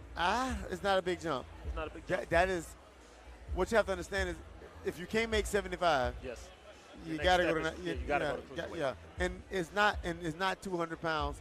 200 pounds is the max, so you can fight somewhere in between now. Got you. It's the biggest weight class of all weight classes, though. The biggest jump, you mean? Biggest jump. The biggest jump, yeah, from light heavy, 25 pounds. We're just waiting for Florida Boxing Hall of Famer Riddick. Have you seen any of the fighters fight in the main event? Hadaba, El Toro Árabe, and El Príncipe. And now, okay, hold ready that thought. to Hold make that thought. his way to the ring from the blue corner, Alex Theron. So Alex, like I was saying, very, very, very experienced fighter. 23 wins, 13 losses, 15 wins by knockout. Debuted in 2011. He's from Barranquilla, Colombia. Yeah. Your neck of the woods, you know, where they're big fighters. He had over 200 amateur bouts, but has been he's been on the decline. So obviously he's here for a reason. Riddick, you wanted to say something? No, I was about to say that I had over 20 amateur fights as well. And you were an Olympic, a U.S. Olympian, and Silver medalist. Silver medalist, man. 92, right? 88. He was 88. 88. He was 88. 88, the one and only, ladies and gentlemen. You're hearing from the one and only Riddick, Big Daddy Bo, man. Riddick, I'm just excited. He was teammates with Roy Jones. Yeah, but you forget one part. I'm big like a truck, but smooth like a caddy. That's why they call me Big Daddy. And you were two-time heavyweight world champion? Yes, sir. Two-time heavyweight world champion. I beat Holyfield. And now, ready to make his way to the ring from the red corner, Imran Hadaba. Hadaba, the main event, man, 29 years old, undefeated in his professional career at 12-0, 10 by knockout from right here in St. Petersburg, Florida. Well, nearby St. Petersburg, Florida. Second fight of 2024. First fight at cruiserweight. So this guy has been extremely impressive. We've been watching him in his last 3 or 4 fights. Nate, talk to me a little bit about Hadaba. Imran's one of my favorite guys. I like him. I like him. He's trained by one of my favorite guys, Ali Terra. Spars with Drake. Fraction knuckle in January. I remember that. Yes, at the JCC. Yeah, and that's why he's been out. Yeah. Oh, he fractured his knuckle. Yes, yeah. You are right. That's also a big reason he went up in weight too. Yeah. Makes his way in. 12-0, 10 knockouts. Here to tell a tape brought to you by Bud Light. The elder fighter is Alex Tehran. Height in favor of Hadaba. Weight relatively the same, and the record, obviously, a lot of experience on Ladies Alex's and gentlemen, end, before our undefeated main event, tonight's bouts are being broadcast live on the internet, streaming on Alessi Promotions. And we want to recognize the broadcast crew and a very special guest sitting at ringside. The broadcast crew consists of one of the top ring announcers in the United States, Will Montero. Stand up, sir. Also at ringside, former featherweight champion of the world, Francisco Arriola.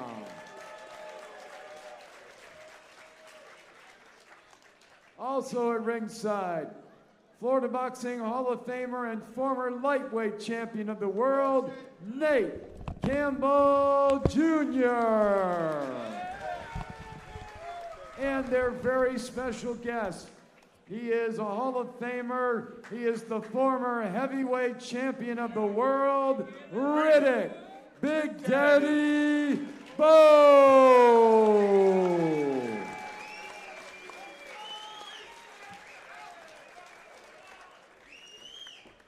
Ladies and gentlemen, from the Hilton, downtown Tampa, our final bout is brought to you by Alessi Promotions.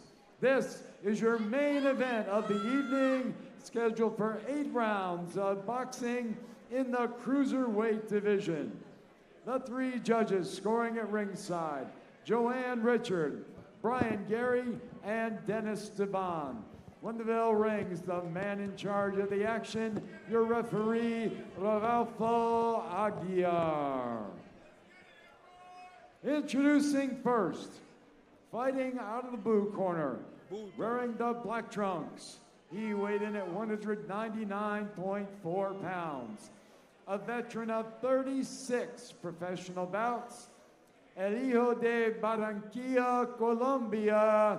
Here is Alex, El Principal Ferran.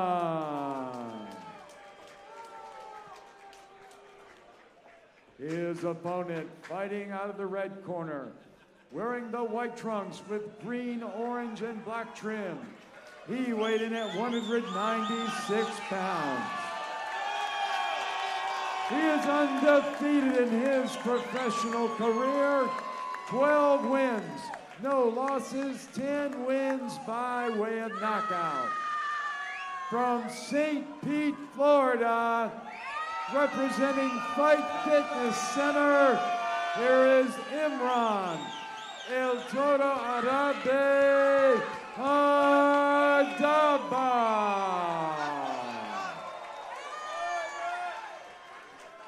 They have a great following here. Great following, tremendous following by both Hadaba and anyone associated with Fit Factory or Fitness Center. Yeah. I forgot, I couldn't catch the name of the gym. But yeah, man, first fight at 200 pounds cruiserweight for, like once again I mentioned it, for El Toro Arabe, the Arabian horse. The translation, here we go with round number 1, scheduled for 8 rounds in the cruiserweight division. Third round versus Hadaba. Popping that jab. Good right hand. He's long, too. Not your weight class, Riddick, but pretty close. You know, cruiserweight, heavyweight. Not close. Not close. Not what close was what was your best weight? I think 225, 230. 225. What's the highest you've gone?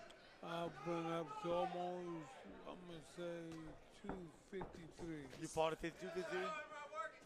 You know why? I wasn't afraid. At 253, who would you be afraid of? At 253, who would you be afraid of? Nobody. Biggest man on campus. And Toro Arabe looking good early in his new weight class, pumping the jab, throwing combinations, backing his opponent up. How hard was it? How hard was Eddie Fletcher on you? Well, one day, man, it's funny you should say it because it just came to me. One day, we was in the gym. I was being a clown, much of my old day. Spawn partner. He said, take it easy on this guy. Okay, Papa's Burn. I called to him, and I hit him with a lead right hand, and I dropped the guy. It wasn't intentional. He said, come here, man, come here. And I walk over to him. He threw a hook at me. And I just by that much, he missed me. He said he first missed it by that much with a hook. He threw a left hook at me. I was like, what's the matter, Papa's Burn? Why you treat me like that? I'm too weak for the big team. told you to do too. Okay. And from that point till today, I ain't never played with him before. And he carried his pistol with him, by the way. All offense coming from El Toro Árabe as he works his combination catches. That shot got a hold of him. Alex El Príncipe. He's hurt. He's hurt. Alex lands a short left hook. Good body shot by El Toro Árabe. Go right to the body. Hadaba keeps his opponent El Príncipe in the corner and lets his hands go.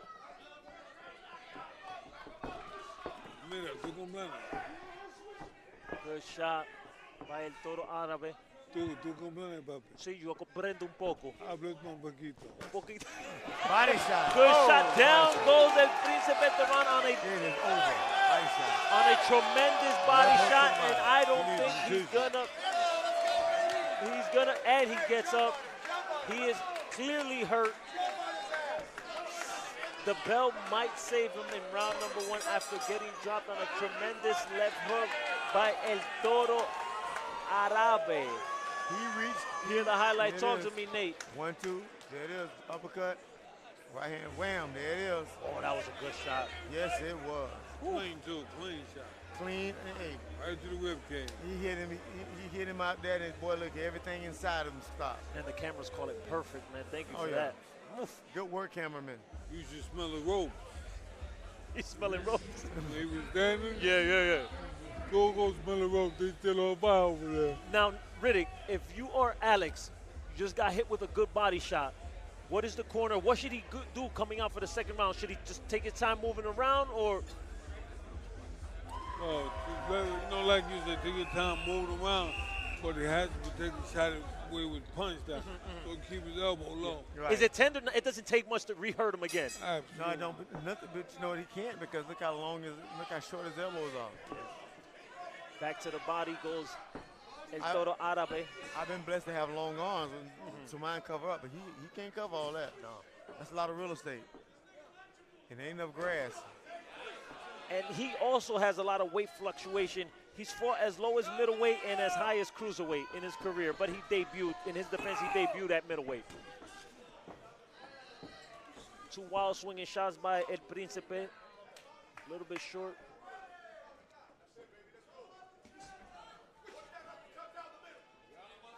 Yeah, aren't they both Spanish? No. He's American, but to I think Palestinian parents. Oh. If I'm correct, I'm not for sure. I see him holding the flag, so I'm guessing his family's from Palestine.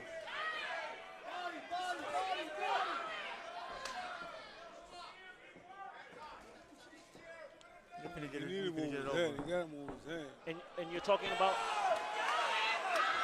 good shot once again, hurts his opponent. Clearly hurt. Down to the body. Very important. Down goes El Príncipe once again in round number 2 for the second time. He might not get up. Then again, he got up. He came to fight. He definitely came. Absolutely not. He came to take a whooping. It's not going good early in the fight for El Príncipe. And he walked out fine.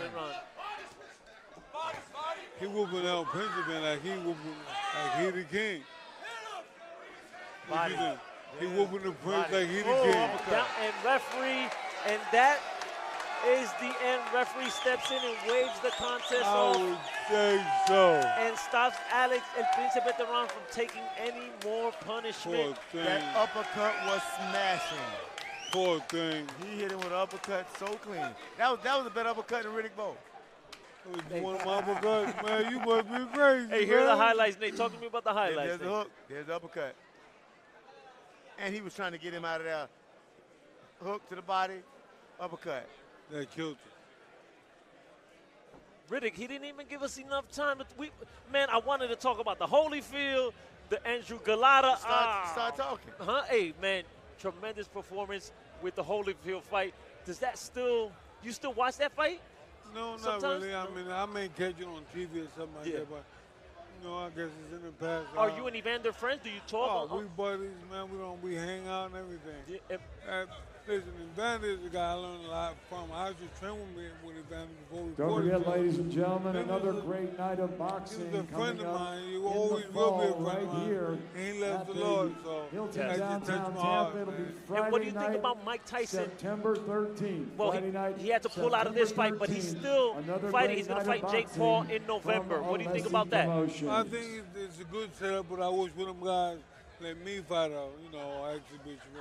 I would love to fight Mike or Evander or whoever. Yeah. And you never got, wait, now, was Mike Tyson during your time? Yes, it did. And me and Mike went to school together. You and Mike, Brownsville, Brooklyn. Ladies and gentlemen, let's have a nice round of applause for both fighters, please. Ladies and gentlemen, from the Hilton downtown Tampa, your referee in charge, Rodolfo Aguiar, calls a halt to the bout at 1 minute, 43 seconds of round number 2. Your winner by TKO, still undefeated, Imran El Toro Arabe Hadaba. Gotta love it. That was good work by Imran. That was good work. Surgical. What do you think, Reddy? Oh, yeah, that was real good work, Ladies and man. gentlemen, I'm here for the very last time with tonight's winner by knockout victory, Imran El Toro Arabe Hadaba. Man, tremendous performance. This is your debut at the cruiserweight division. How are you feeling after a tremendous knockout and all this weight and muscle that you put on? Oh, I feel good. I feel good. I was able to eat breakfast yesterday. So talk to me about the knockdown. You had a knockdown in round number 2. You had round number 1. You had another knockdown and you ended it. Talk to me about the sequences of events that you got the knockout with a tremendous body shot in the first round. Yeah, I seen it hit in the first round, and I seen that it hurt him, and the coach was just like, keep digging at it, keep digging at it. It looked like he didn't want to keep fighting, so I was like, all right, I'm going to keep pressuring. I'm going to keep pressuring until he gets down, and he eventually did. I saw you're 12, now you move your record to 13-0. You're getting to that danger zone where eventually you'll be fighting for, if not a world title, something regional. So what is next for you, if you can give us a couple secrets, or when will we see you back in the ring? I think we have a date for August. I'm not 100% sure, but that's what we got planned so far. Is it a title fight? Oh, yeah. What kind of title fight? I have no idea yet. So obviously, your fans always come out. They always represent. Anything you would like to say to them before they leave? I love you guys. That is short and simple. I'm out of here for the one and only by knockout victory, Imran El Toro Arabe Hadaba.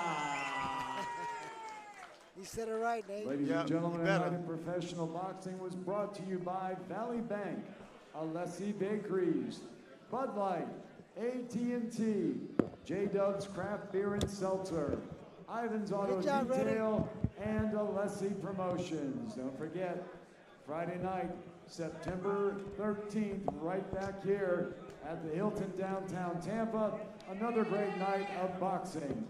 On behalf of Alessi Promotions, thank you for your attendance this evening. Please have a safe drive home, and happy Father's Day to all the gentlemen.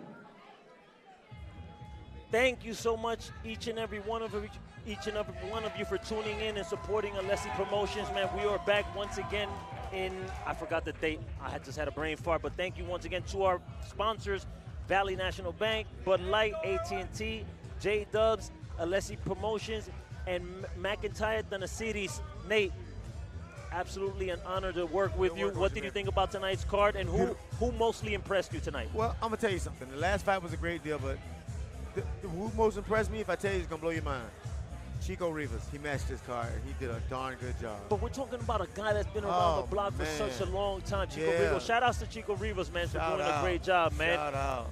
I have so many thank yous. Before we sign out, thank you to our producer, the camera people that worked with us, Alessi, Phil Alessi Jr., all the fighters, everybody, man. We will thank you. I mean, we will watch you. We will see you soon. I just forgot the card, man. So we are out of here signing out on behalf of myself, Wilson Montero, lightweight unified champion, Nate Galaxy Warrior Campbell, and former world champion Francisco Ariola, a.k.a. La Azteca. Thank you very much. We will see you soon. Back in August, September, October, November. Just check it out, and you will see us once again. I'm out of here. Bye.